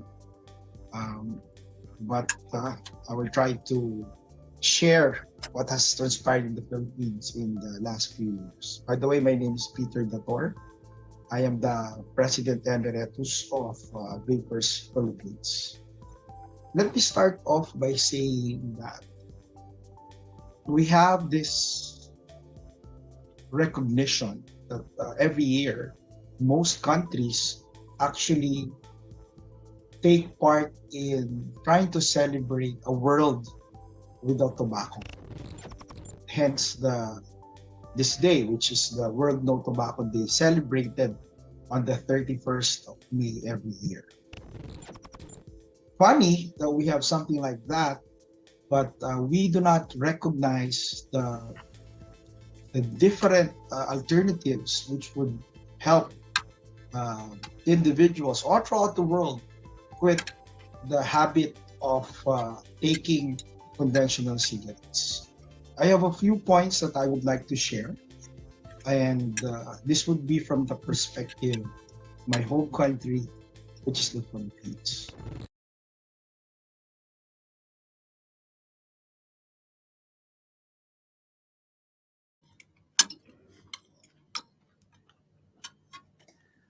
I think Peter is locked up, guys. I was going like, what? What? Yeah. I don't know what happened here. Hold on. No, we lost Peter. Okay. Guys, sorry about that. Peter was discussing about what happened in the Philippines. I'll just give you a brief overview about how, they didn't want to acknowledge the problem that they had with people that were smoking, the smoking rate in the Philippines, and that some of it had to do with the fact that there was tobacco production happening in the Philippines, and how it tied into when they were coming up with the vaping regulations in the Philippines, that there was the corruption with the FDA accepting money from Bloomberg.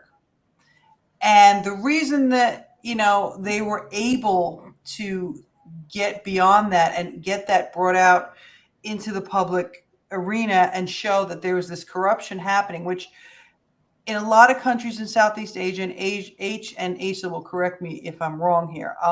Corruption is kind of it's there. I mean, it happens in first world countries too, but it seems to be a bit more prevalent in LMICs. That was their greatest achievement, but it wasn't so much that getting that whole Bloomberg thing exposed. The greatest achievement was being able to get that regulation implemented and get that legislation in there because of the harms that was being caused by tobacco in the Philippines. And as with most of us, okay, it's personal. He lost his dad from smoking related illnesses, okay? And that's kind of what he went into. And Peter's main vibe with everybody, and he says it every time, is we must not give up on hope. It gets really hard. And, sometimes it seems like you're up against a Goliath, but you've got to remember about hope with a big H. Okay. And like what Kurt was saying as well, and Asa as well.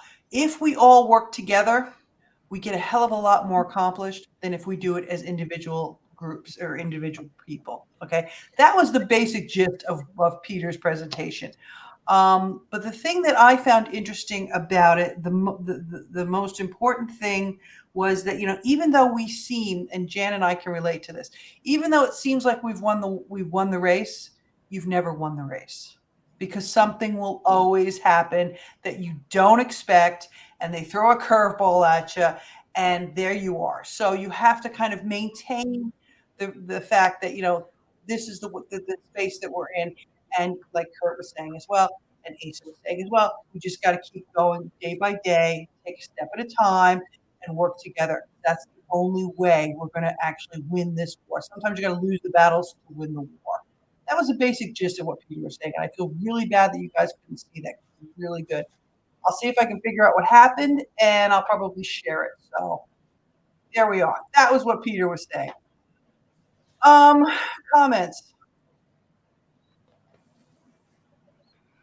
Okay, it's so tempting just to fall back and write letters to your MP and blah blah blah, but actually that's incredibly relevant and should be done. But how to encourage people to do that is actually the key, and the strategies to break out of the echo chamber, because you're guaranteed, apart from the obvious couple of ants shills that are probably quietly watching this either live or later. Hi, yeah. The majority of us already know everything that we're talking about, but perhaps I should get some further information on stuff that But essentially, we all agree we're all we're just purely in harmony with each other when it comes down to tobacco harm reduction. The interesting thing is that we are largely in harmony with all the ants as well. It's just that one thing that we disagree with, which is that they refuse to accept that there is an alternative to quit or die or chanting or whatever. Yeah. And we know that there is. And in those simple terms, actually, it's kind of fairly straightforward. It's like, we know we're right. We'll just tell them and keep telling them. And that's what it is. But I think there's also an element, to refer back to my earlier diatribe on the state of the world, and how do you overthrow Putin? How do you deal with an Erdogan? How do you sort out Kim Jong-un? Those are places that have gone too far already for us to really look at. But if you look at the West, if you look at the States, if you look at Thailand, if you look at many countries around the world, they are not at that point. But they are fast approaching that point because of the communication expertise and opportunities that are there with modern technology, AI included. So you have a situation where governments are using these tools, and we are not able to use those tools because we simply don't have the technical know-how or the equipment to do it. I mean, we don't know how to do it, right? So we can't do that. So we can't beat them in that way. But I think if you look at how would you stop Donald Trump from, completely destroying everything in America and consequently the world, first through the ballot box, but bearing in mind that there's an awful lot of people who think he's the savior, he's the salvation of a country that didn't know it had problems until he told them that it did, right? If you look at how do you defeat Donald Trump, well, they're doing it in the courts, and they're doing it here, there, and everywhere. I'm not suggesting that we follow that path, but what I'm saying is there are ways to restrain that authoritarian push, and it's not necessarily by using the same methods that they do, because they've got the money to have the extremely sophisticated methods. If I was going up against the CIA, I wouldn't try to do it with a computer. You know what I mean? So I think there is room to discuss more guerrilla tactics as well as the sending of letters. The most important of which I think at the moment is trying to encourage signatory countries to ensure that there is at least one consumer representative and at least neutral but knowledgeable scientific representative on any delegation they send there, because it's for us. It's not for them, it's for us. So why aren't we represented there? That's it. And frankly, I mean, in a logical world, if you're not represented, if the people that you're doing it for are not represented, then what are you? You're an autocrat. Well, yeah, I mean, and a lot of countries have, a lot of the countries Martin and I were talking about this have made those submissions and sent those letters, and they haven't gotten any response. Well, they need to be sent out more and more often until it's once a week or once a day. The media needs to be told that we sent this out. There's no response, but this is the telling thing. They work for us. Regard, right? People have to remember, it goes back to the whole authoritarian thing that they don't want to, rock the boat, right? Elected officials work for us. I know that, but they prefer to pretend that they don't, and they get away with it most of the time, as we know. That's why we have the third estate, and that's why when you send these letters out, whoever's sending letters out, whether you're doing it as a group or an individual, and I believe that there is a link to the people that we can certainly find the links to where you would need to send it in various countries. But you know, you need to make the point that I'm a consumer. You're doing this for me, right? The policies that these guys are debating are not necessarily anything to do with me. They're to do with something else. And if you're going to do this about me, I need to be involved. So my representative needs to be there. It's just as simple and straightforward as that. And if you're going to dictate to me or to my government what I can or can't do, and to debate the decisions that I've made for products that I can acquire that are available, that are helping me, then I'm afraid that that's not acceptable. So those letters, I think, are absolutely important to get out, and they need to be sent out to all the media in the respective countries. Whoever sent it out needs to inform the media. I sent this letter out at every time. It's a letter to the committee that's getting the delegates sorted out, and the health minister, and the prime minister, and the president, and whoever. So blanket whatever. And all those emails are quite easy to find, and to the media saying, I sent this out to all these people. But here's the other thing. I'm going to interject you again. The media, as you know, okay, Mark, I put Mark's comment up. He worked in media for 30 years. They don't want to hear about it. You know, we're dealing with this. I'm going to let Jan speak for a minute, because Jan, I want you, if you would, please give everybody a summary of what the hell has been going on in New Zealand the past 3 weeks since Australia decided they were going to double down on their failed policy. Don't forget to unmute. Okay. Sorry. I only did that once, and that was at the very beginning. Thank you, Issa. Anyway, yeah, what's happened here is, well, and I kind of relate to what Martin was talking about with you this morning, Nancy. Like, it's like the beginning of the year. There's actually been a ramping up of stuff here. We have a kind of soap opera TV show, and it's set in a hospital. And one of the nurses contracted popcorn lung from vaping. Okay. Now, at the end of the day, he walked out of the hospital with his popcorn lung, so obviously it wasn't that bad. And if you know anything about popcorn lung, or bronchiolitis obliterans, should I say, he wouldn't have been walking out of the hospital. But never mind, so we've had all this stuff, and it's been like every time you listen to the media, there's another scare story. There's the youth vaping epidemic.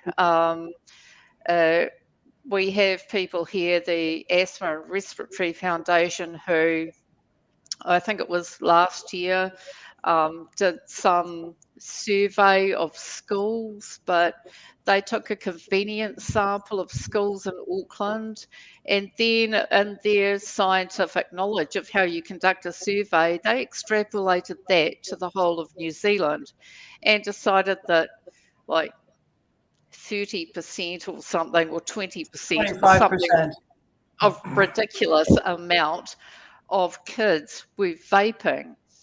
And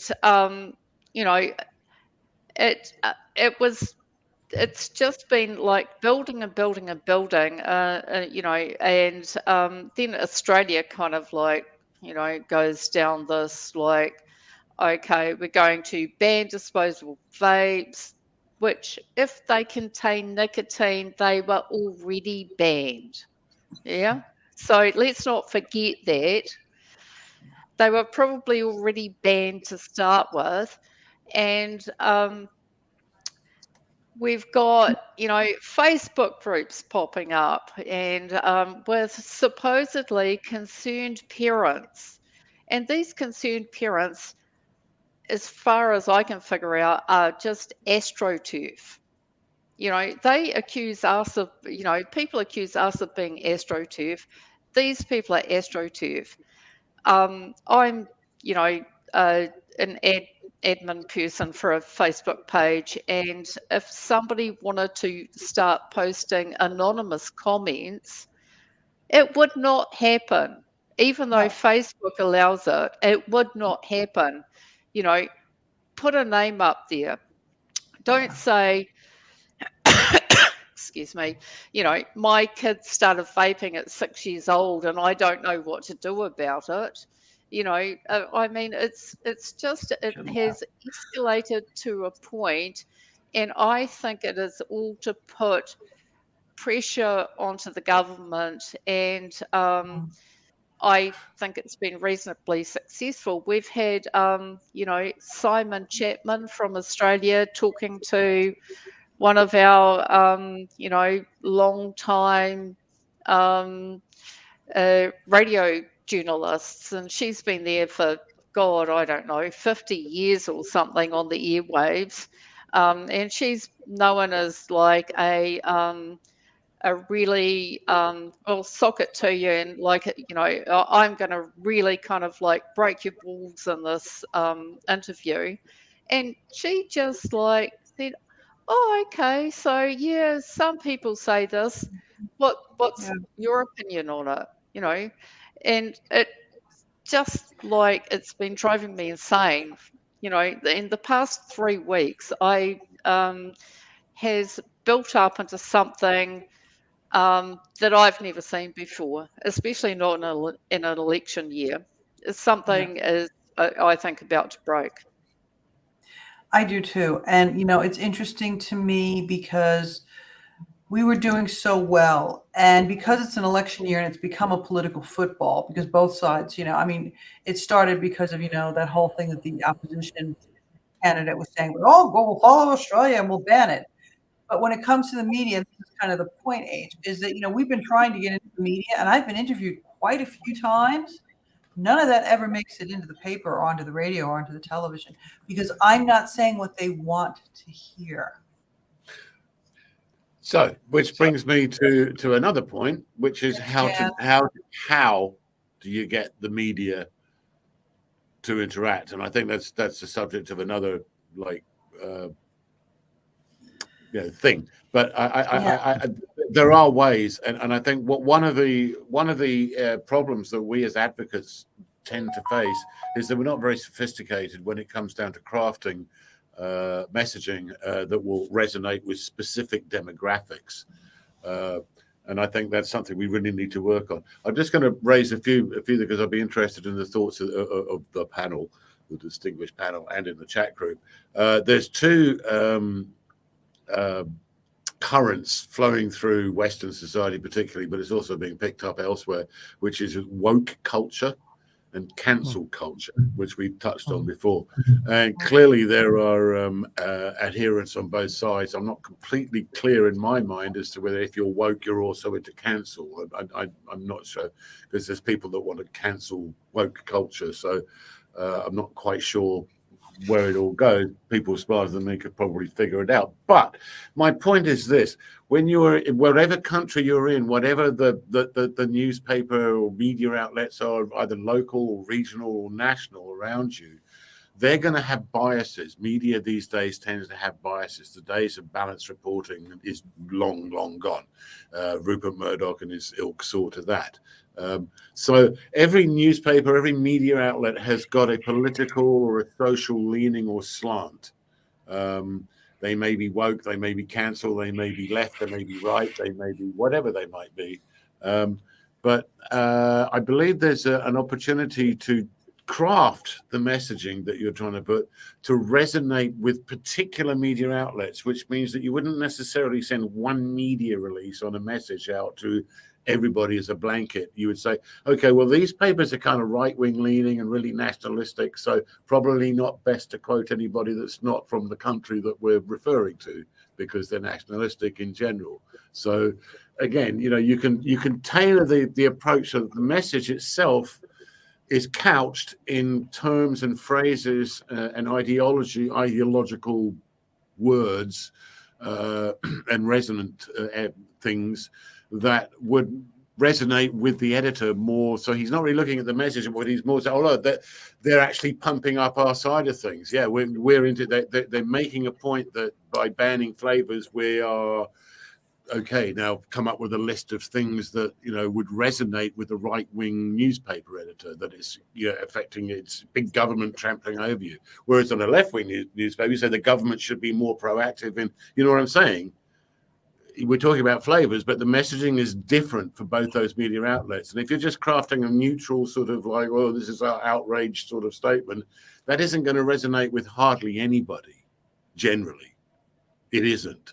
So if you were writing in Thailand, for example, there are newspapers here which are very much one side of the fence and newspapers to the other. The message that we've got is actually good for everybody, but how you present it. Like if I've got a really good steak and I just stick it on a plate, it's not looking very appealing. But if I know it's a guy that likes mushrooms, then I'll arrange mushrooms around it. You know what I'm saying? Yeah. You're presenting it in a way that's more appealing for them, and they're much more likely to pick it up. And I think we all have to do work on that, because that's how we're going to crack that one. Okay, but we have been doing that. I have been doing that. I did it with Cam and I did it with Carrick, and it doesn't. Maybe because it's an election year. They don't care. It's not an easy process. You say they don't care, but if you it's like a salesman. If you go, "Hey, would you like to buy this widget?" You go, "No, thanks." He goes, "Oh, okay, bye." You never see him again. But if he's around tomorrow and go, "I've got 2 widgets, actually, one's red, one's blue," and then comes around the next day and says, "I've got 3 widgets." I finally go, "Okay, I'll take one." "Oh, okay, I'll take both of them." There's something. You have to keep pushing. That's the point. Yes, we have to keep pushing, but then you also have to acknowledge too that a lot of times with the media, okay, especially here, I don't know, in Australia as well, and in the States to a certain extent, okay, they don't care about what the content is. They just want to make sure that it's gonna up their ad revenue. That's what they can clickbait. Okay. Yeah, exactly. So if you're promoting their side of things, which will help them promote their ad revenue, they're going to be much more likely to pick it up. That's the point, because that is exactly what it is. If I'm a right-wing newspaper, I've got a bunch of advertisers who are essentially, right-wing party supporters, and I've got a piece in there that says you guys are all really good, and you need to understand that this is a threat to you. They're going to go, "Yeah, rah, whoopee, yeah." See what I'm saying? If you just said this is a threat. Not to me, it isn't. If you show how it's a threat to them, you have to tell them why it's a threat, and you have to tell them why it's important to them. Yes, exactly. But not the specific message, not flavors. Banning flavors will make it harder for adult smokers to quit. Small and medium SMEs. Adult smokers are being targeted by big government who are, you know what I'm saying. But you reverse that thing for a left-wing newspaper. Big, government needs to step in and address this problem, because people are being so again it would appeal to one side or the other, right? But the message they're carrying is different. And look, I don't want to get into a huge discussion about it. What I'm saying is I recognize that there's a problem getting stuff into the media, but the solution is to try to tailor it more closely until you find that magic bullet that, and particularly when you keep bugging them, they're going, "Oh, what is this guy? What are we still doing? Actually, that's not too bad. Yeah, all right, put it in." It's the same thing with government ministers. It's the same thing with MPs, H. It's the same thing with MPs. Yeah. I am agreeing with you. Okay. Yeah. Oh, wow. Shock. Don't have a heart attack and keel over now. I'm actually agreeing with you. Asa, what's your take on this? Because we're going to have to wrap this up pretty soon, because AVI is up next. What's your take? All right, not much. I kind of really agree, and I want to hammer in, like I've been doing for many years, is that like Nancy mentioned before, we've got to stick together, because we know what we are saying is the truth. So why people might ask, okay, well, one of the things that the people opposed to us saying, well, there's not much scientific researchers and any kind of research. It's not enough. I said, like, what for me is enough. I proved that with myself before I started preaching to other people, and that is what I believe in, and I'm pretty sure, you know, it's what all of us believe in. So we got to stick together. We got to stick to the truth, and we got to keep hammering in, and you know, that's what we can do, and we will take it from there. And what was it, the word was it, the stepping point, you know, the teetering Tipping point. Yeah. the tipping point. I'm feeling that it's sooner than later. It's coming real soon. But like Nancy also mentioned, it's not that, you know, after we pass this obstacle, there's not going to be more obstacle. There's definitely going to be more obstacles. You know, we Always. pass through one thing and then we go to another thing. So that's life, though. You know, so Yeah, it ain't over till the fat lady sings. yeah. Jan? What you're saying is, if we were being paid for this, we'd have a job for life. Oh yeah. Yes. Yeah. And Jan, who is definitely not a Unfortunately. fat lady, what is your take on all of this? Unmute. Sorry, my take on all of what? Of this whole conversation with regards to, I guess, our steps moving forward, you know, COP, media, everything else. I mean, what is your take on all of what's going on in this space and with what we do? Okay, fasten your seatbelts. Another form of harm reduction. We're in for a bumpy ride. Yeah. Yeah. But I think we're on the downward slope. The thing is, I hope the brakes work. That's how I look at it. We kind of hit the top of the hill, and now we're kind of coming this way. And oh my Yeah. God, do the brakes It feels actually like work?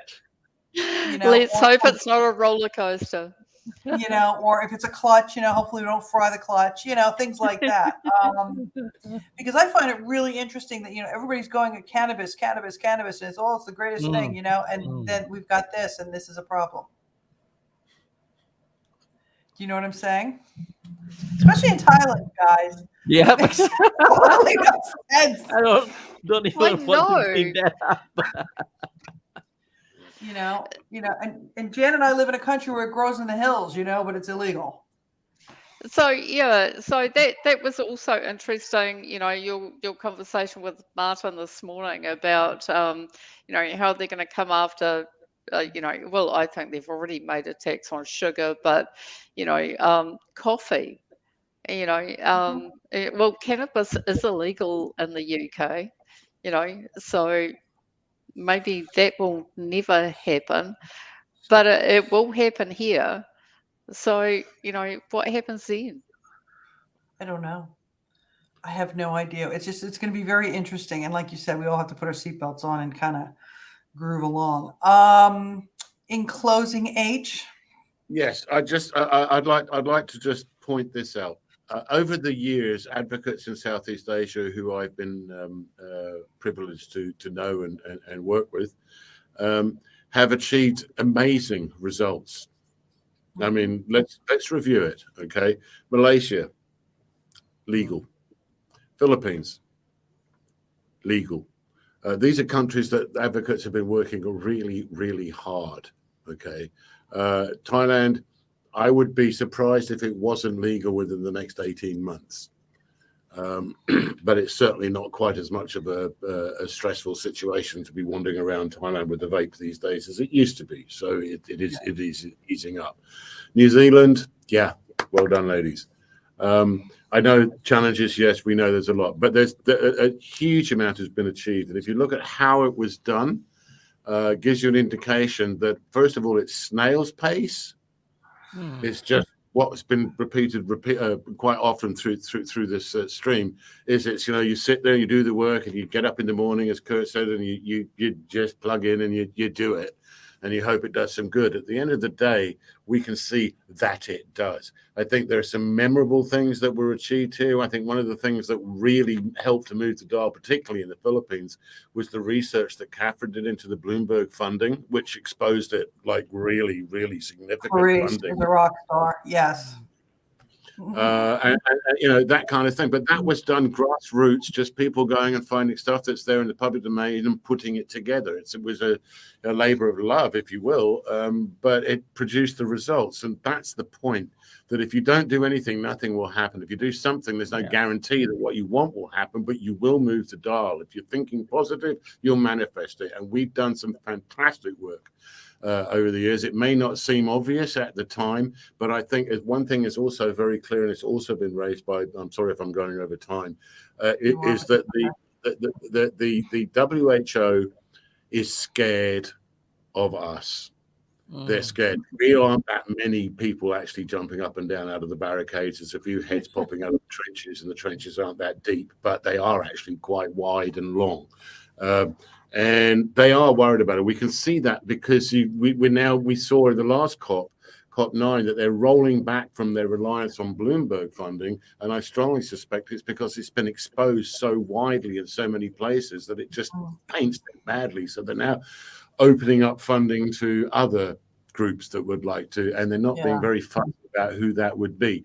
Why are they doing that? I'm pretty certain it's because the efforts of advocates and others have exposed the funding of Bloomberg and the corruption that has instilled, not just at the WHO, but in countries around the world, particularly in LMICs and particularly around Southeast Asia. The damage to the reputational damage to the FCTC is something they had to address, and they're having to address it because of us.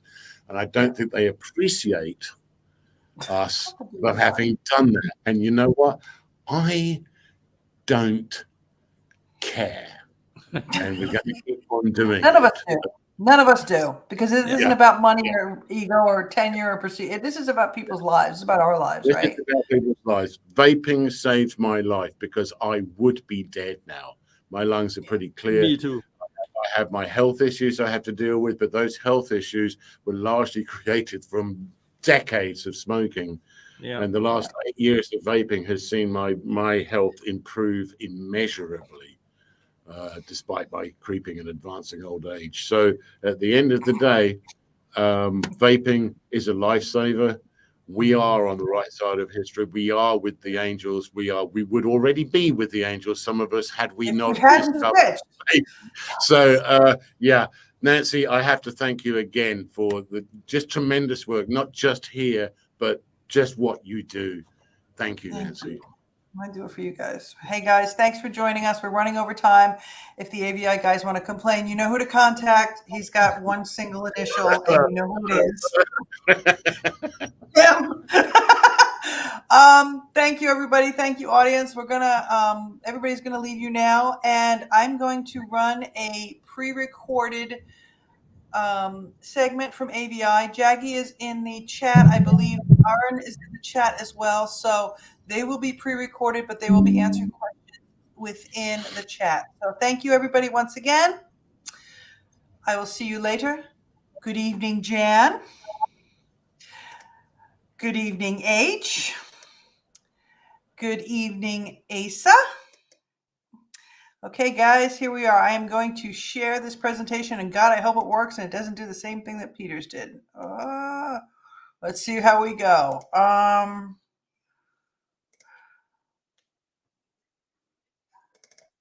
Nope. Edit again. Welcome everyone to the special edition hosted by the Association of Vapers India, or AVI, on the occasion of the World No Tobacco Day in partnership with sCOPe and CAPHRA. Now, before we get into the show, a little bit of an update from the Indian context. Well, we still are in a status quo, and the ban still exists, and we have a flight ban which prevents us from carrying vapes on flights, even though there's really nothing wrong with them. I can carry my laptops, my iPads, my phones, everything that have batteries.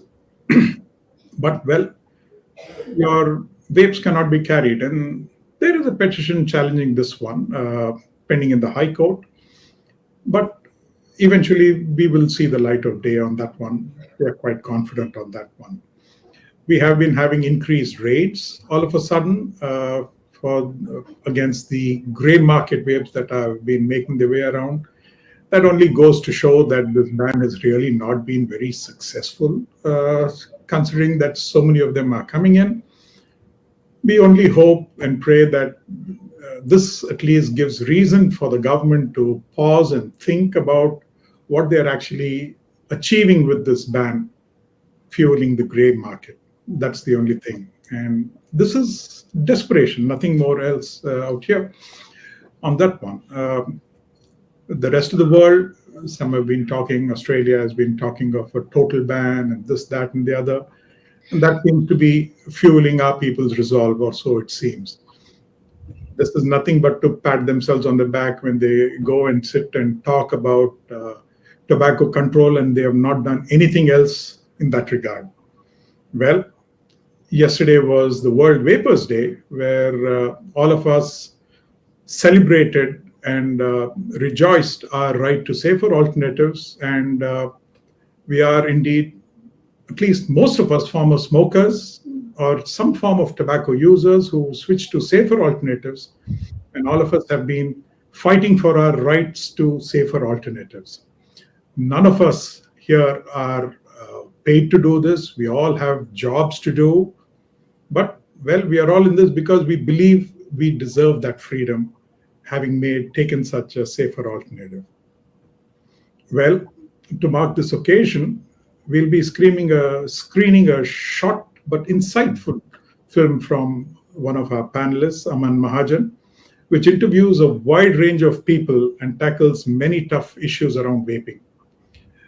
Along with Aman, we also have a medical expert and somebody who was formerly in this business of selling and distributing vapes while it was legal. Well, this movie would last for about 20 minutes, after which a lot of these really interesting insights that come to light at the end of this film will be discussed amongst us. And before we screen this film, Aman, to introduce this film, give us some background as to what prompted you to make this one. Well, the film was part of a scholarship program, the THRSP by CASA.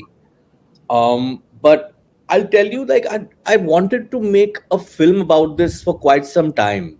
What happened actually was when the flight ban kicked in, a few days into that, I was flying from Bombay to Goa. And when I landed in Goa, my suitcase did not arrive with me. And it was 1 day, 2 days, the suitcase just didn't come. They basically confiscated the vape that was inside my suitcase, and they didn't bother to send the suitcase and all that. And this was around the time that I had finally managed to quit smoking after several years of trying to quit. And, when you start vaping in order to quit smoking, it's usually a sort of dual usage with the vapes and the cigarettes come down. And then you finally arrive at that one day where you're like, all right, I quit. And this was just a bit after that is when I arrived in Goa without my vape, and I was mad as hell. I was so angry with the vape ban, of course, and with the flight ban. It was harassment. So that was a trigger point that kickstarted the sort of idea of making a film about it. And thanks to the scholarship program, I got an opportunity to make it. Thank you. I guess we shall watch the show now, and then I'll introduce the rest of the panel, and we will take this conversation forward.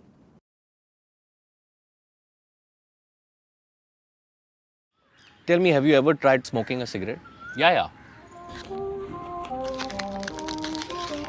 I got into a bad friend circle.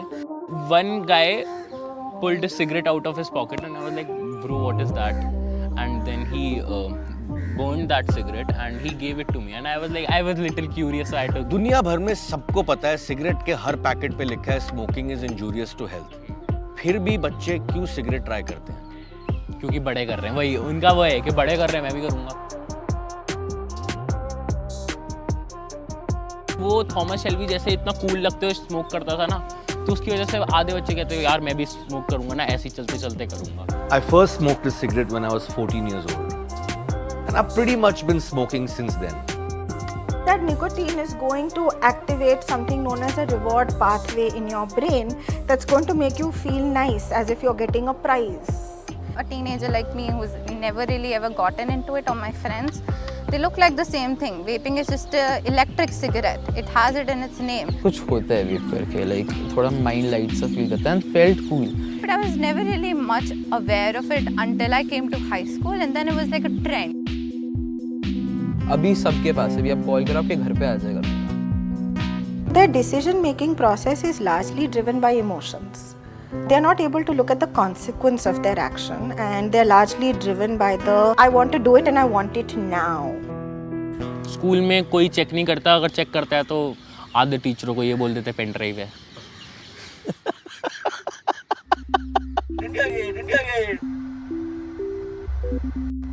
At least that's intact. They haven't brought that down. These kids are basically going to GK M Block Market, picking up their vapes from there, their cigarettes from there, and smoking, vaping. This is pretty much what we used to do back in 1993-94. The same thing. Some things never change. Through this documentary, I've set out to explore the truth, talk to experts, talk to students, talk to smokers, vapers, and find out what vaping is all about. I just want to show you how simply and how easy these gadgets are. If your e-cigarette equipments are so well charged like your mobile phone, you can just, this is all that you carry. And this is little lead which you can use in your computers to charge. The cartridge that they use can be used and thrown away. You can get a fresh cartridge and fill it in. So it's like a pen. Or if you're traveling and you don't think you have the cartridges, you use it like a disposable ball pen. Use it and throw it away. You can have one more. Vape is nothing. I've talked to my friends about this also इतना ज़्यादा कि mummy ये बोल देंगी मम्मा नया shampoo अच्छी smell आ रही है ना, because vape की scent आती है. It is odorless. As a result, somebody who smokes a cigarette, you will probably smell even after he throws away the cigarette.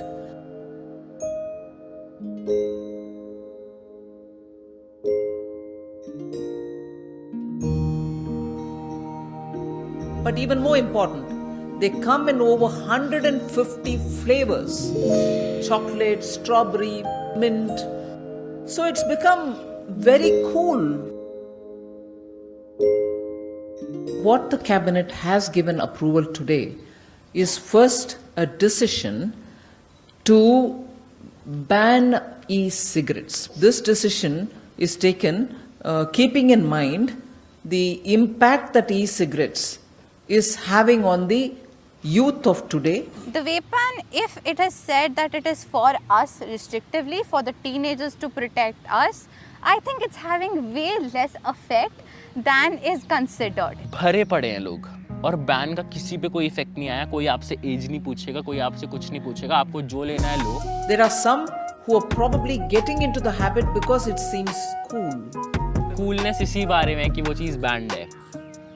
Band है उसकी वजह से कि भाई हम तो गवर्नमेंट के अगेंस्ट जा रहे हैं. बड़ा ही कूल लगता है बच्चों को ये कि हम तो रूल तोड़ रहे हैं. Drinking, smoking सभी cool है, सब ban कर दो. Do I agree with the ban? Very complex thought. But I don't agree with it to the largest extent because there are ways of flouting it. The people who are doing it in middle school are still doing it, maybe a little more discreetly or maybe in a less flamboyant way for that matter, but they're still doing it. I lost my own father to lung cancer. Still, I continued smoking. This is how dangerous and how difficult this addiction of smoking is. It's not easy to quit. It's something that catches you very young and holds on to you for the rest of your life. The smoke which is exhaled by the user of e-cigarette contains very high level of residual nicotine, which for people around standing as passive smokers who probably accidentally, collaterally, inhale that, will affect them badly too. Now, firstly, it's not smoke coming out from a vape, it's vapor. Secondly, nicotine isn't the killer here. From smoking, the main harm is coming from burning of tobacco leaves, which is creating tar, which is creating 7,000 chemicals and 80 carcinogens. There was a debate in the parliament, so many of our lawmakers think nicotine is carcinogenic. When you realize that nicotine is not the killer, and you also realize that to a large extent we smoke for nicotine. So what if we were to remove nicotine from the tobacco? So that is the concept behind vaping. Now the idea is so simple. So vaping is a safer alternative to smoking and significantly safer. So according to Public Health England, it's 95% less harmful than smoking. Tobacco, unfortunately, is very dangerous. And there is no form of tobacco which is not dangerous. So when the government knows this, it has an inherent duty to sort of restrict the sales of cigarettes to everybody, not just minors. But they don't do that. A cigarette kills. There is no doubt. Got 2 words, tobacco kills. Band kar do na sir. I don't know any smoker who wants to continue smoking. Everyone wants to quit, but it's very difficult to quit. That's the problem. The central government just has a simple saying and simple thinking, cigarette pio or mar jao. They don't care about smokers. Just to give you a backdrop, e-cigarettes got promoted initially as a way in which people can get out of the habit of smoking cigarettes. Self-confessed chain smoker for over 40 years, 6 packets a day, 60 to 70 cigarettes a day. If you've been smoking something, if you've been doing something for 10 years, it becomes second nature to you. I've gone at times when I have had no cigarette. You go on the road, on the pavement, in the gutter, you see a half-burnt cigarette, I've picked that up and I've lit that up. That is the level of dependency. The second year in college, I picked up smoking just to look cool, to get accepted by the seniors. I think the story for everybody. So I've tried to quit smoking 10 to 15 times, but I failed miserably throughout. I remember playing a game of tennis and then going to the corner and smoking a cigarette right after, as a 16-year-old kid. Every known method which is known to mankind to quit cigarettes is something that I have attempted. Nicotine is very addictive. It can really give you these small dopamine rushes which are so addictive and so nice. Smoking a cigarette for the nicotine is like drinking sewage for the water. It's in there, no doubt, but there are far better ways of getting nicotine and water, and far tastier ways. You want to try this?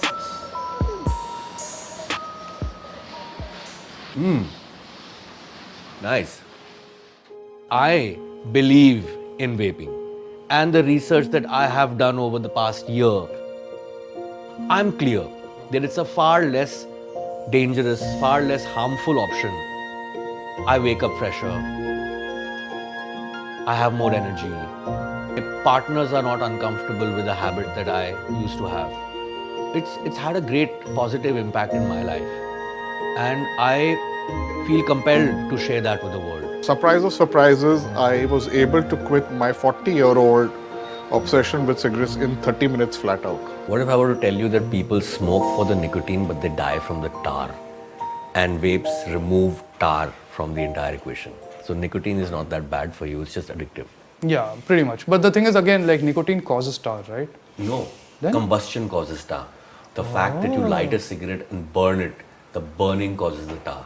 This vapor has zero tar in it. Like maybe 0.0001%, maybe. Wow, okay, cool. So now it makes sense. Now it makes sense why it's easier on my lungs, why it's not like hot per se on my throat. Exactly. So yeah, I get it now. That makes sense. That actually makes sense. I saw on social media that people used to do this vaping tricks of making those rings and mushrooms. So I thought that's kind of art. I didn't know that it kind of substitutes smoking a cigarette. In the USA, already 7 deaths have happened which are directly linked with e-cigarettes. बस vaping से बच्चों की मौत होती है, ban कर दो. आज नहीं करोगे 1000 बच्चे कल मर जाएंगे. ऑर्डिनेंस आ गया उसके लिए. Did anyone try to research out? No. Okay, fine. They ultimately made the ordinance into a law in the winter session of Parliament. Post which, in the US, the clarifications came. The health scare isn't down to nicotine-based vaping, but illicit cannabis vaping products. And so people have been vaping THC for a long time. But at some point, vitamin E acetate was cut in with THC, and that became a contaminant that people were inhaling. What, in your opinion, is the real reason behind the ban?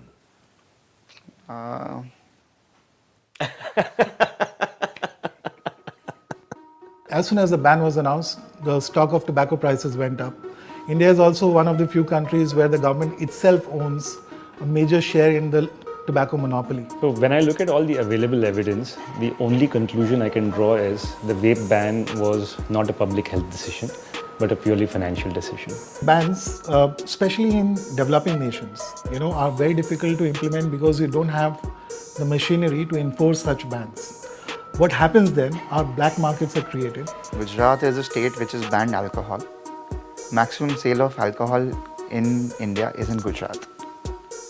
So banning a product doesn't stop the product. In fact, people want to try it all the more. There are no safety standards. More people will die from tobacco use. If there was regulation, there would be safety checks and balances, which we don't have now. So bans are actually worsening the problem. Have you heard of cases of these electric scooters going up in flames? Ban kar do! Ban kar do! Seriously, they will research why the fires are happening and sort that problem out. Why didn't they research this? This particular ban prevents any kind of official research to be done in this field. So, as a science in India, it cannot grow. Countries like in the Middle East, which had banned all these electronic cigarettes one by one, all of them have regulated it. Before the vape ban was in place, AVI was a very big consumer voice. The vendors were forced to obey certain rules which we put into place. The first and most important rule is there was no sale done without age verification. Just do a Google search. You will find hundreds of websites still selling vape liquids, vape pod, vape gear in India. And there are no controls. It's all wilderness. So the very teams you wanted to save, मैं आपको अभी यहाँ वेप मंगा के दिखा सकता हूँ और मेरे को कोई कुछ नहीं बोलेगा. वेप तो करेंगे ही लोग, बैन हो ना हो. One child told me, you are okay with someone being a social drinker, you're not okay with me being a social vapor. Yeah, you're a social vapor, you know where to stop. And I think the very fact that kids can come up and say these things to you proves that they have a wisdom of their own.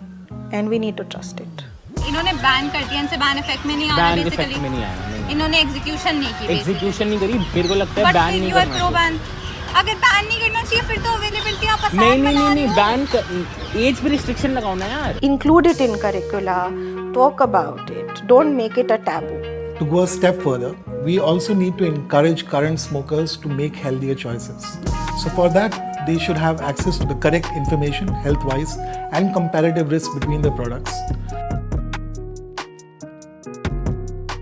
There was this article, however, smokers in India have reduced. Women smokers have been increased drastically, and my father was just reading it out loud to me, ki Rishika, this is happening in the world. Why are you adding to the statistics? I didn't invent vaping, but they were still calling me and like, what you have suggested, like, this works wonders. I helped 200 to 300 people quit smoking, but ever since the vape ban, most of them, probably 90% of them have gone back to cigarettes. My father is still kind of, he's against hookah, he's against smoking. So anything that gives smoke, he's against that. But when you tell your parents that it's tobacco free and everything, they're much more accepting towards it. Ki theek hai. My hope is that the government will understand this and try and save 1 billion lives instead of contributing to cancer, hospitalization, pain for several families. Even though the ban may be rescinded, the negative perception around safer alternatives will take years to overcome. Regulate, not ban. What are you doing? Are you smoking in class? Sir, I'm very sorry, sir. I didn't know my camera was on. I'm sorry, sir. I hope you don't get into trouble for this, but I will have to report it. I'm sorry, sir. I'm sorry. Please don't report it to my parents. Apologies doesn't change the fact what you're doing, buddy. Sir, I'm sorry, sir. Ma'am? Hello?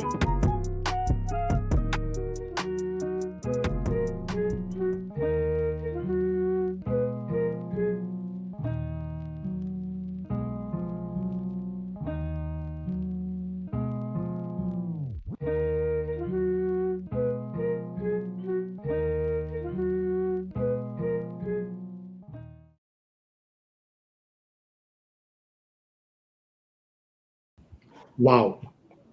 Now that was incredible. Amazing. Aman, you put together a stellar cast out there, and the way you interacted with the school kids and other people who are familiar faces to the rest of the people who are involved in vaping. Quite incredible. I mean, it does raise some pretty tricky, important issues, and if you look at the first thing, which is what the Indian government kept harping about, wanting to ban vapes from India, was the problem of teen vaping. Now we have Kiran with us, who is an orthopedic surgeon by profession, but well versed in the medical field and has been quite a proponent of vaping and supporting vaping, and he is part of AHRER as well. And also as Kiran, stars in the film. Yeah, I know. He also stars. I'm going to get back and question you on that one as well. Okay. But getting to that, Kiran, in your opinion, has the vape ban really protected this underage vaping, or is it very easily available? What's your take on that one? I think we have to see, for those of us who actually believe in tobacco harm reduction, and we actually believe in reduced risk alternatives, one of them being vaping, of course. So I think the ban, of course, it has made things very difficult, but it has pushed awareness to a far greater extent than we could have ever managed. I mean, before the ban, hardly anybody was aware of it. In fact, that was one of the things they spoke about in the parliament. They said, you nip this in the bud, and there are very few people who are vaping right now. You stop it right now before it becomes a big problem. But the point is, see, when you ban something, right, bans don't work. I mean, okay, now there's a huge black market. Who would have ever imagined that you'd have a black market after banning something? I mean, nobody's ever been to Gujarat. Nobody's ever heard about bootlegging. Nobody's ever heard about any other problems that arose from a ban. Of course, so whatever the government did was in great faith. So they never could anticipate, despite the hundreds of warnings they received. And many of us actually wrote articles predicting this very same thing. That, now you have a chance for regulation. You say you want to protect teens. Good. Excellent objective. Nobody wants somebody who's never smoked to start vaping. That's the given, yes. So vapes are meant for an adult smoker, either of cigarettes or BDs, to kick the habit and to switch to a safer alternative. We would love to see them quit altogether, but in reality that doesn't always happen. So while they are still continuing to smoke, at least they switch to a much safer alternative, something that will not kill them along the way. So you do realize, see, when you actually pass laws banning these things, they become very popular. Everybody in India wants to drink on a dry day. So we have hundreds of dry days in India. For those watching across the world, a dry day means a day that you can't get alcohol. So, every single election in the country, you have a dry day. The father of our nation, Mahatma Gandhi's birthday, you have a dry day. So multiple other things, you have dry days. And those are the days when every single person in the country wants to go and grab a drink. Because it's banned. So that's fascination with breaking the rules is always there. That's a bit of a rebel in everybody. So would you imagine, you think about teens. So when you say teen vaping, you think about teens. Teenage is the most rebellious phase. There are books about it. It's a well-known phenomenon. And you want to ban something and you say that, these teens are vaping, so we should ban it. So now it's available to everybody. At least earlier there were age checks. There was some kind of ID verification. There were some sort of checks and balances where, it would, of course, most of this was voluntary. Because, of course, the government didn't want to regulate in any way. So there was a little bit of protection if you really wanted to change that part, you could have made it mandatory to introduce ID checks, age checks, something like that, which would actually protect the teens. And look at it now. So now I have, we have so many people who use vapes which are available right now without any checks and balances, without any regulation. So we don't know what's in them. And when they face health problems, they come along and say, oh, look, vaping caused this, vaping caused that.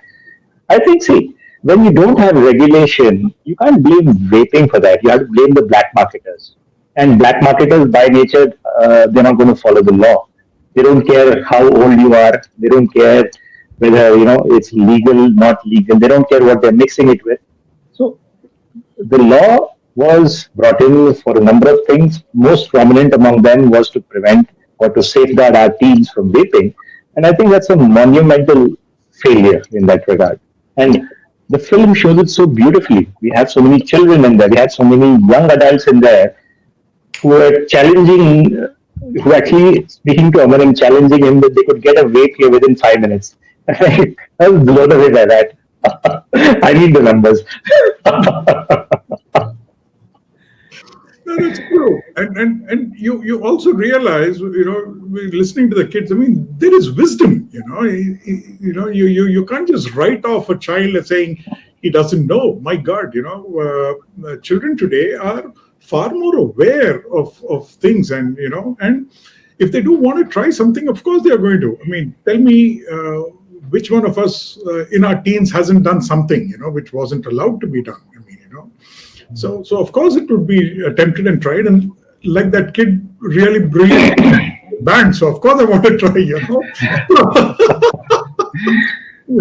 I also have something else to add. Now let's say that you didn't have teen vaping. Let's say for some reason the teens didn't vape. Now, would they not be using any form of tobacco at all? So it's like you have to look at the bigger picture. Didn't we have teen smoking? Do we not have teen smoking now, even alongside vaping? Nobody bothers about that. So if you look at the government's own figures, if you look at the WHO figures, so we have something called as the Global Youth Tobacco Surveys. These happen every sort of few years. So now we are in GATS phase 3 and phase 4. So the latest figures from phase 3, they tell us that 8.8% of all our people below 16. So to put that in context, India's demographics, 25% of the population is below 16. So 25% may say 8.8% use some form of tobacco. There are no PILs against that. There are no PILs against underage use of tobacco. My son's school has a shop selling cigarettes and gutka and candy just across the main gate. Just across the road. You just head across the road. So nobody cares about that. But you find an e-cigarette. I mean, I would rather call it nicotine vaping. I'll get into that later. You find a nicotine vape in a bag of somebody, of some teen or some student, and there's such a big hue and cry. Newspaper articles are written, PILs are filed, and blah blah blah. And you have these diktats issued by the government where they ask all the states to implement all these articles of the ban, right? But why does a ban predating this? We're not supposed to sell any form of tobacco to minors. Why is that ban not imposed first? Why is that ban not implemented? It's a matter of collective shame.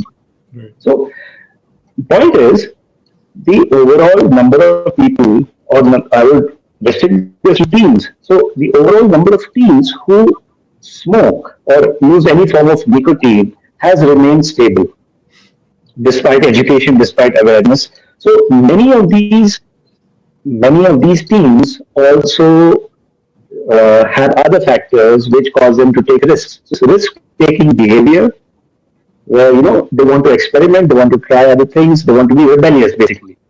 So that is something we call common liability. That leads them to smoke or vape. If vaping is available, they would vape. So see, nicotine is not the problem. It's the tar, it's the tobacco itself. So when you have tobacco which kills, and you use tobacco presumably for the nicotine. So if you can separate the nicotine from the tobacco, you have a product that doesn't kill you. Yes, now you use something that is now morally ambiguous because it still gives you a high, maybe something like caffeine, maybe something similar. It is addictive, yes, it may be addictive, but then so many other things in life are. People seek adrenaline rushes, they jump off buildings, they go base jumping, stuff like that. They drink coffee every day. So all these things do give you a dopamine rush. So does nicotine.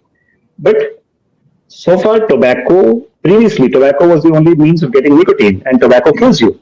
But now there are other safer ways of taking the same thing. So now, if you just think about it, if your teens are vaping, what would you rather have them do? Leave vapes and go back to smoking? Or at least live a little bit, remove the moral judgment out of it. So even if there is teen vaping, I am suddenly not such a big opponent of that. I'd rather have them vape than smoke. I agree, because I know for one, I did not smoke for the tar. I smoked for the nicotine when I used to smoke. I know that for a fact. Okay. Anand, I need to ask you now. Anand's a former seller, and he ran a massive operation in India and was forced to shut shop when the ban was announced. And what are your views on this, Anand? Your takeaway after watching the movie? Do you see fewer teens vaping now than before, or do you think they have any less access than before? The number of teen vapers post the ban have definitely increased, and part of the reason is because of increased access. Today, if we look at the top metro cities in India, across almost every popular pan shop or tobacco shop, they would have e-cigarettes available, and they also do not have any robust way of age verification. If a student who is in grade 10, 11, 12 would walk up to these stores and ask for a vape, they will most likely be able to get it, which wasn't the case earlier because these pan shops were not stocking e-cigarettes. They were sold in physical vape shops, which had a proper age verification, which was again self-regulation, but the industry had kept 18 as a number. And even online, like for example, we were selling online. So while our runner was out delivering the same day orders within say Delhi NCR, he would ensure that any person who would look below the age of 25 would have a valid age ID. Even in other cities, we had a proper age verification. Another outcome of the ban is that a lot of organized players like us and like many others which existed pre-ban, as soon as the ban came about, they exited the market. And in came the unorganized segment. And for them, e-cigarette was just another prohibited item category. They would anyways be doing a lot of other banned items. They just added e-cigarettes in their portfolio, and the total number of players which are supplying vapes currently is actually more than it was pre-ban. But obviously the segment has gone from being organized to unorganized. Getting to the filmmaker extraordinaire Anand, Aman. Sorry, Aman. So I make these mistakes once in a while. I'll respond to Anand, no problem. Thank you so much. But when I direct it, I'm going to point fingers. Perhaps that will be better. But Aman, you spoke to a lot of teenagers when you were making this film, right? Now, what is the impression that you were able to take away, as far as this ban and its effectiveness is concerned? And what's the kind of impression of view that you were able to take away from this? I mean, you have shown us some, but I'm sure you would have picked up so much more, and I'm sure the audience would be very keen to have those points and those kinds of insights on this one. Yeah, definitely. One of our biggest challenges was actually getting teenagers to come on camera and talk about their experiences with smoking and vaping. So the one thing that came across to the bold kids who actually came on camera and spoke fearlessly about their vaping experiences was to state the obvious, is that a teenage mind is a curious mind as well as a rebellious mind. So the minute you tell a teenager don't do this, that teenager would perhaps want to do it more.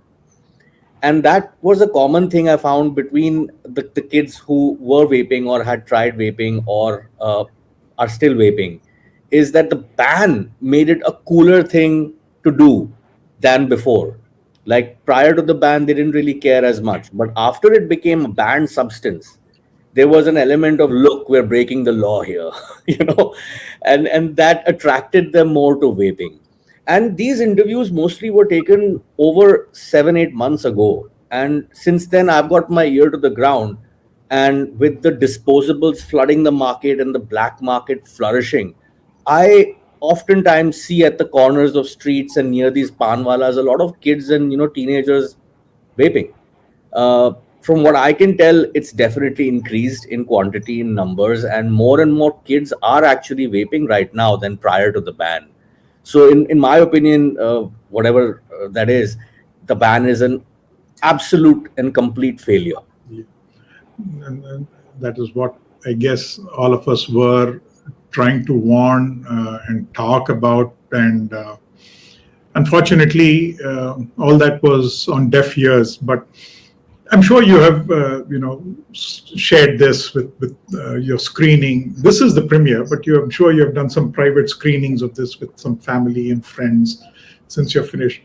What's been the kind of reactions to this one that you have seen from those kinds of screenings?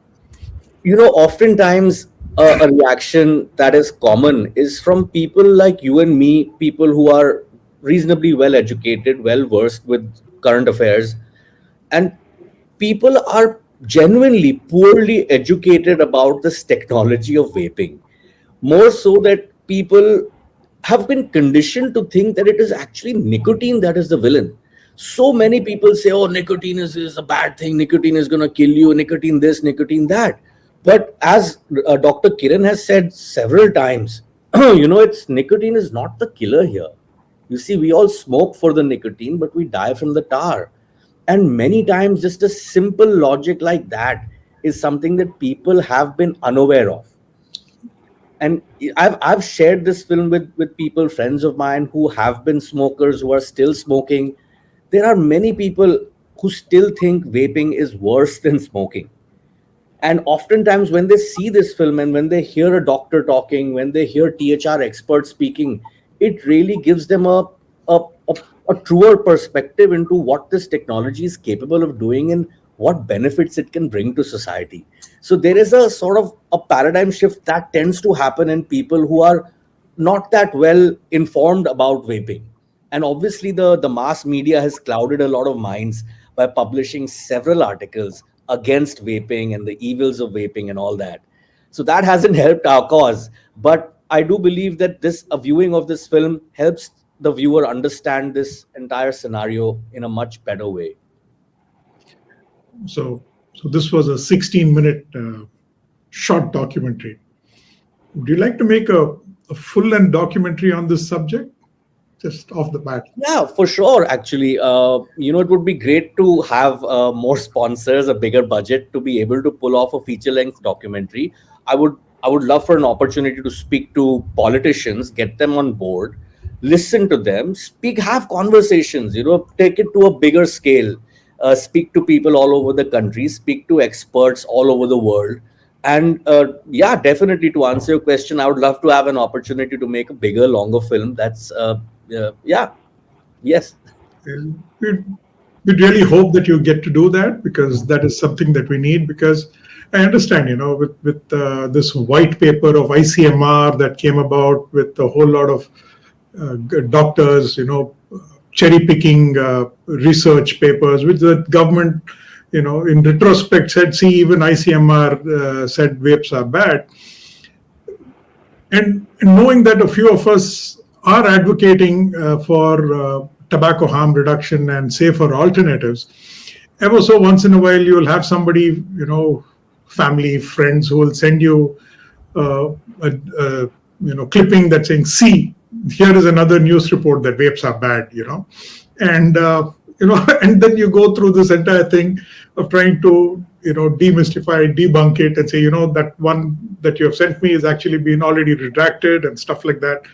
So it's one of those sad things that we have to face, and the ban actually perpetuated that, and that's one of the things that Samrat did mention. I mean, it's the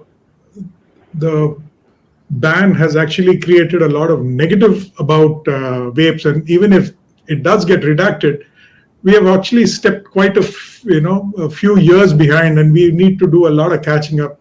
And that's where somebody like you putting forward a good full-length documentary would perhaps help demystifying that one. Absolutely. Doc, Kiran, I know you starred in that movie as well, but that being said, factually on point. I mean, there were some some psychologist talk and so on and so forth, but from a medical point, factually on point, your take? Definitely, most definitely. If you look at the global consensus, so there are many newer papers out. In fact, there was a recent review of reviews, a systematic review from the Cochrane Foundation. This was in late 2022. So that said that if you're using vaping, if you're using vaping to quit smoking, it is twice as likely to help you succeed. Now, many major organizations from countries like the UK, the New Zealand, and even now, and you have many other countries which have previously banned it, and now they have reversed their stance on that.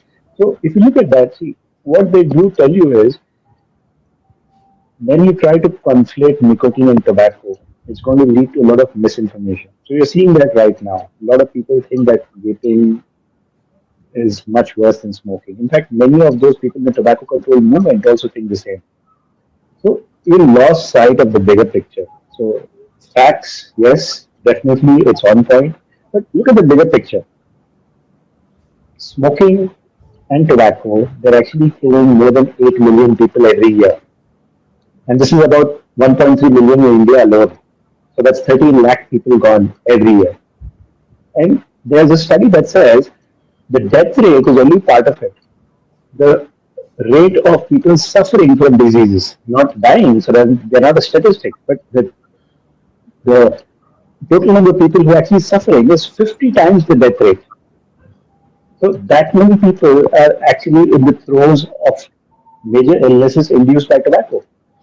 So when you have such huge numbers, leave aside the moral judgments, okay, leave aside all those things. Let's say, even if you do not have strong evidence, the major ways of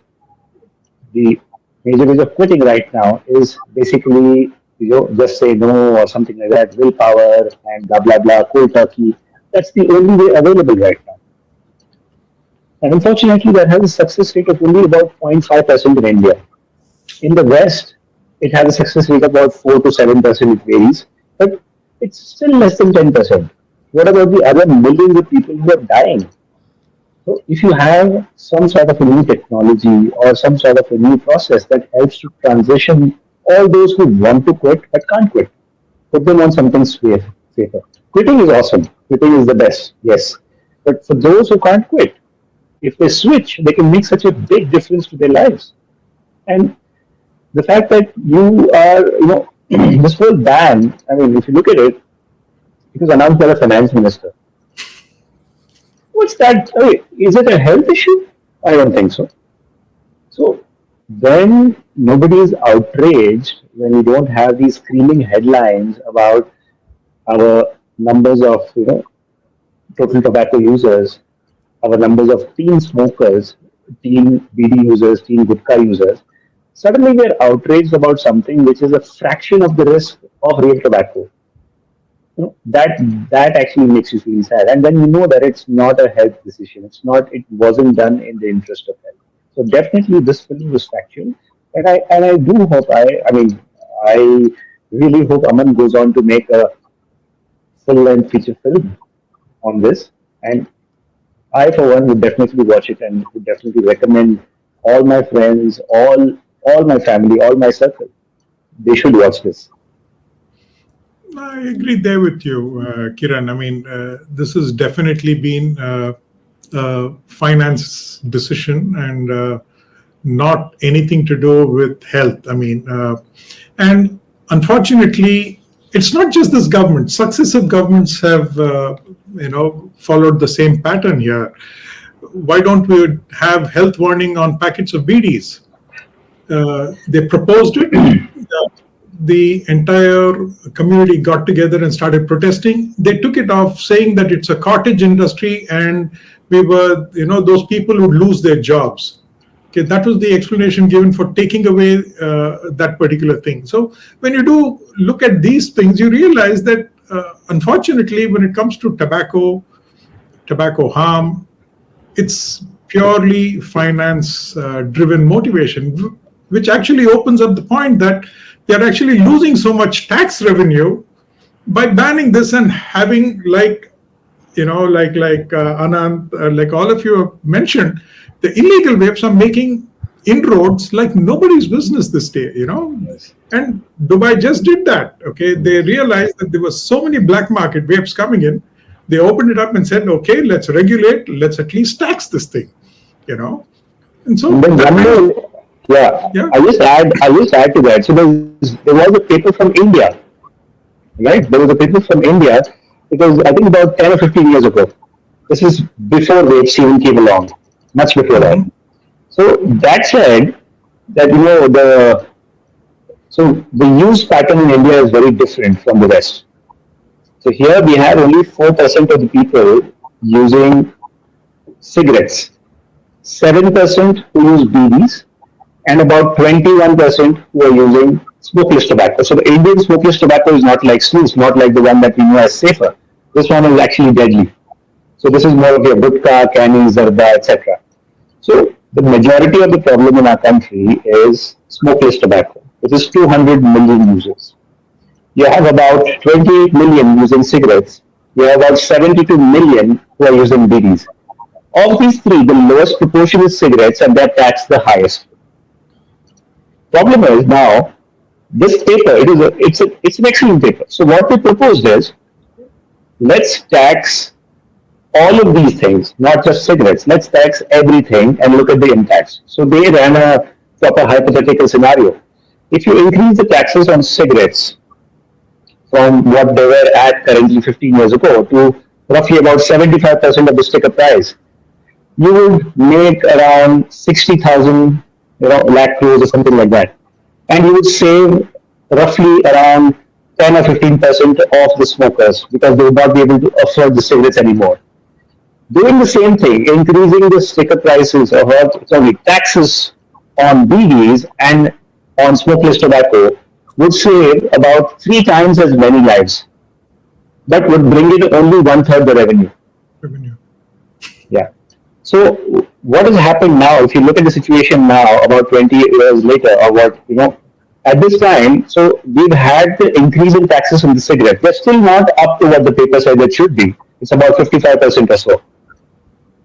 And we are making roughly about 55,000 crores every year on taxes alone. The remaining two are still less taxed. So basically, you're looking at only raising the taxes on cigarettes, which would bring you money but not save that many lives.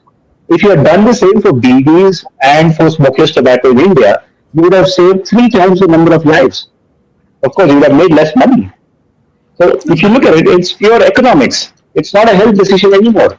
No, but then there again also, so the last budget tax on cigarettes went up by 16%. And everybody thumped the table saying, wonderful, wonderful. I'm yet to see a statistic that says that there was a 0.5% drop in cigarette consumption because of increased taxes. It's just... No, but that's the point. See, even if you have a drop in the number of cigarette smokers, it doesn't affect the overall users of tobacco in the country because it's a minuscule percentage of the whole. We have a major problem with BD and smokeless tobacco, not so much with cigarettes, but everybody's focus is on cigarettes. Yeah, that's because it's the thing that's visible, so to say, right? I mean, it's easy, especially when you have large. No, it's more than that. It's more than that. BDs are visible too. Mm-hmm. BDs are visible too. But who uses BDs? Who uses BDs? Right. That is the problem. So it's more of, you are looking at who can you tax. And you're also looking at, okay, it's not, if it's in the lower socioeconomic status, if you're looking at the villages, you're looking at the rural areas, the marginalized communities. So that actually shows that we just don't care. Sad but true. Anant, a question to you. Now, you packed up your business here and you've taken it to Dubai. Share some experience of how it has been, selling vapes and so on in Dubai. And what would your advice be for regulation, taking your Dubai experience, bringing it back? And when we do repeal this ban, okay, it's only a matter of time, but what would your advice be as to how one should go about this regulation and so on? Yeah. In September 2019, the Indian government, when it decided to ban, just a few months prior to that, UAE government had decided to unban it. And after the ban happened in India, we shut shop here and we expanded to UAE. And the Indian government should look at what UAE had to do as a compulsion. What had happened there was that the black market had become so big that the UAE government said, listen, we can't control it, so might as well regulate it and tax it. So that's why the regulation came about in UAE. The Indian government should look at regulating and putting rules in place in India for the category, unban it, by looking at examples of not just UAE but also other developed countries that have a very solid healthcare system like UK and New Zealand.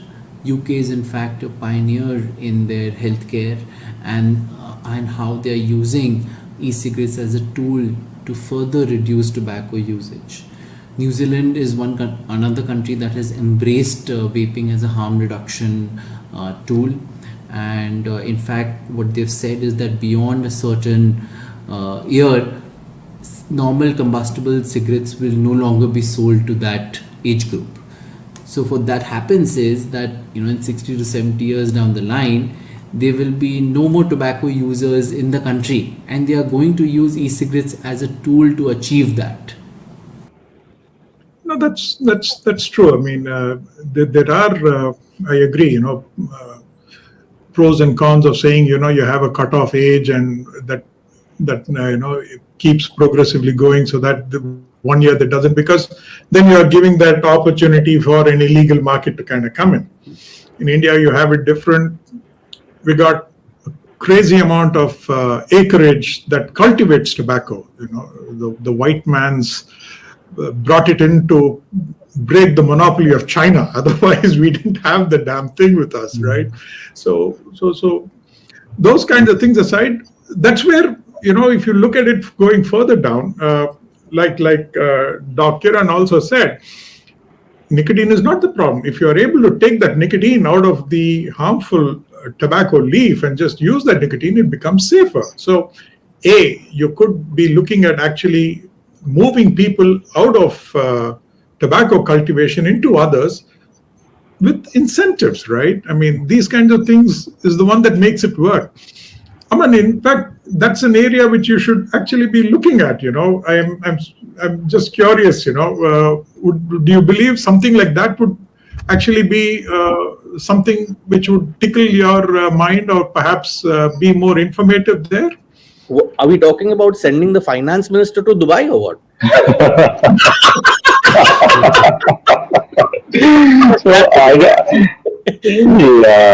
I would really hope that our politicians and policy makers and these decision makers, any single person in this country who has been responsible for this ban in any way should be better educated, should see this film, and should relook at this decision that they have taken that has affected so many lives and will do so in the future. But yeah, to answer your question, that is definitely an area I'm interested in exploring. So this year, that's the theme, in fact, for the WHO's World No Tobacco Day theme is grow food, not tobacco. And if you actually, the world's largest grower of tobacco is China, but we are second. And I don't know if you guys know this, but so many of our farmers receive incentives to grow tobacco. They're not being disincentivized to switch. So it's like you keep growing tobacco and you get an incentive. BD rollers get an incentive to keep making BDs as long as they're making under 2 lakh a year. Under 2 lakh BDs a year. So all you need to do is you farm it out to multiple people and they keep making up to that threshold and you get tax breaks. So yes, Aman, I think this is something we should look at because there is a spot vacant. So last year we actually won a prize for the vaping ban. This year I'm sure we won't because we are the second largest grower of tobacco. That goes right against their theme for this year. Yeah. So I think if you were able to explore that part, maybe you will be able to get the prize from WHO this year. Oh, definitely, Dr. Kiran. I look forward to it. Because when you do, look at these things, right?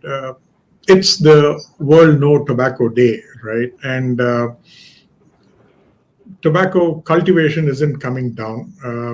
Anything to draw away the demand is not being addressed. You're encouraging using a tobacco leaf to smoke it and burn it and use it in various forms, but any other mechanism that actually helps move away and transition away, which is what all of us are trying to do. I mean, all of us have transitioned out of tobacco, and that would actually bring. So it's a pure case of demand and supply, isn't it? And as long as you're going to do nothing about the demand, you're going to keep getting supply. And if somebody stops, somebody else is going to start. So I don't know, perhaps we should have also had an economist here to talk about it, but it doesn't make any sense otherwise, right? I mean, the efforts that are being put forward seem to mean nothing as far as government initiatives are concerned.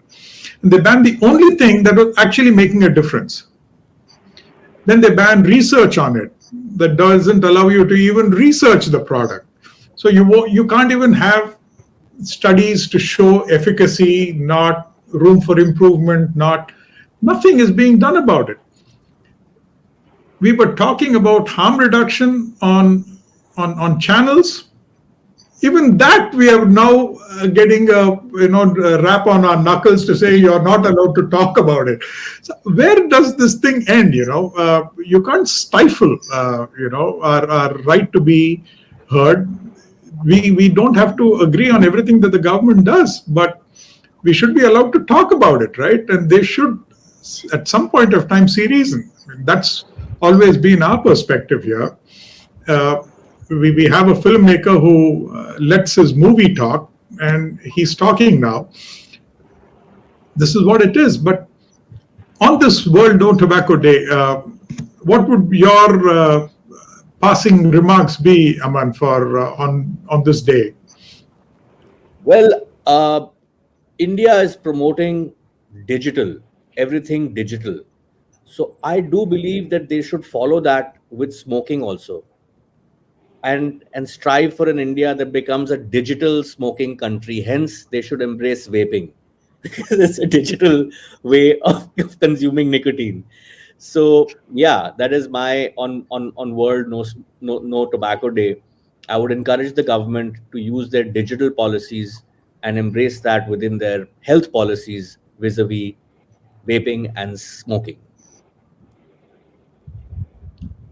What about you, Anand? What would be your final thoughts on this World No Tobacco Day? My advice to the Indian government would be to keep an open mind about the future regulation prospect of this category. When they decided to ban it, they went very public about it. They did a press conference, they created an ordinance. An ordinance is an emergency rule when the houses are not in session. They got the finance minister to do that. They even decided to put it in the first 100 days agenda when the government got re-elected to ban e-cigarettes. So it became such an utmost thing for the government to do. Was it because of the fact that the government was looking for headlines? Was it a knee-jerk reaction because the ban was the easiest thing to do? Was it because of some pressure from a large tobacco company in India? I mean, we're not exactly sure, but probably it's a bunch of different combinations. But now the government has publicly been really against e-cigarettes. For them to go back and say, you know what, we should regulate it. We hope that that comes about, and the government should decide based on facts, based on science. They should look at examples of other countries that are progressive about this category and that have a very solid healthcare system and health claims to support the regulations that they are bringing in, and to be practical about it. Thank you. What about you, Doc? Well, see, I've actually spoken about this quite a few times. So somehow, whenever we talk about our, so many users of tobacco and the overall dependence of a person on tobacco, for some reason, the laws are made without ever taking the views into account. There's nobody who's a former tobacco user who's on any of the tobacco control policy groups. Never. So the people who are making these laws or making these policies have no idea. Absolutely. They've never tried a cigarette. They have never used any form of tobacco. And they pretend to understand, or they actually pretend that, it's so easy as, just say no or quit or, So even the WHO also says that you can use NRTs, which is basically your nicotine replacement therapy. NRTs, for example, your gums, your lozenges, your patches are available on Amazon. You can order it for same-day delivery. So when you already have nicotine available in the market, it doesn't magically become safer just because it's being marketed by a pharma company. It's the same nicotine, it's the same molecule. So you already recognize that nicotine by itself is not such a big danger. So why is there so much of resistance to another route of using nicotine? Be it snus, I would not say snus, be it a pouch, which is very big right now in a few of our neighboring countries, which will go unnamed, and vaping nicotine, of course. So, okay, this is the point I also wanted to make. For this World No Tobacco Day, I think we should also try to call it what it is. Would you call a nicotine gum as a chewable cigarette? Anybody? So why should you call a vaping device as an e-cigarette? It's not smoking. There is no smoke. We should call it what it is. It's vaping nicotine. Okay, let's say it specifically nicotine because you can vape THC, you can vape a lot of other things. So I think terminology matters. So vaping nicotine is being sort of proven time and time again. Just like it has already been mentioned by Anand. We should look at the example of UK. So what they've done this year they have actually announced a swap to stop program. They're giving away 1 million vapes. So and they have a total of 5 million smokers. So 1 in 5 smokers will get a free vape device from the NHS. And they're also the only country which have actually launched these as sort of you actually get a vape through the hospital itself. It's part of the NICE guidelines, it's part of the NHS. You have vape shops available. So you have the evidence if you know where to look. And more than that, see, even if it is harmful, it's not going to be as harmful as smoking. It's not going to be as harmful as tobacco by any stretch of the imagination. It doesn't just magically become harmful because it contains nicotine. When You already have nicotine in gums and pouches. So I think my wish list for this World No Tobacco Day would be one, include some former tobacco users or even some current tobacco users. Why should you exclude them? And number two would be use science, use reason. And if you're really thinking about public health, then think about public health and not economics. Yeah, that's true. I mean, I never asked you who won the Best Actor award. I mean, for your documentary. I mean, this was something that was. Did you give it out? I think there's a problem there because nobody was acting. Yeah, there were no actors. No action. Okay, no action scene. I mean, I found no songs there, so the best singer was kind of just curious. Yeah. But anyway, There were no actors. I mean, I would like to just take a moment to thank the courageous kids who came on camera. I don't know if I'm supposed to say this, but some of them, came on camera without their parents' permission also. They were bold enough to take that step and put their voice out there. So I would give them full credit. I'd also like to take a moment to thank my key crew who worked on the film, Malhar Salil and Parth Vyas, the core team members who worked together with me to put the film together. And yeah, if there was an award to be given, I would give it to Dr. Kiran Melkote for taking for taking time off his busy schedule to come. I must tell a little short nugget of a story here. Dr. Kiran Melkote is an extremely busy doctor. And I have seen it from my own eyes, the long list of patients, the long queues of patients that are there waiting to meet him. So he took out his time, valuable time to come on the film, and now he's on the panel with us today. So thank you very much, Dr. Kiran. Here is the award.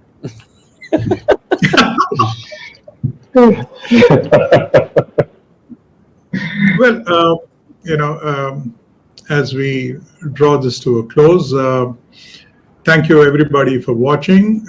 This was a special screening for today, the World No Tobacco Day by the Association of Vapers India, or AVI, and this is in partnership with sCOPe and CAPHRA, and thank you sCOPe and CAPHRA for airing our segment out. And this show would not have been possible without our esteemed guests, Dr. Kiran Melkote, Anand and Aman, for joining us, and our back-end support, Arun, and of course, the person who drives us all, Samrat Chaudhary. Thank you so much for watching. Goodbye. Thank you all. Thank you. Bye-bye. Thank you. Thank you.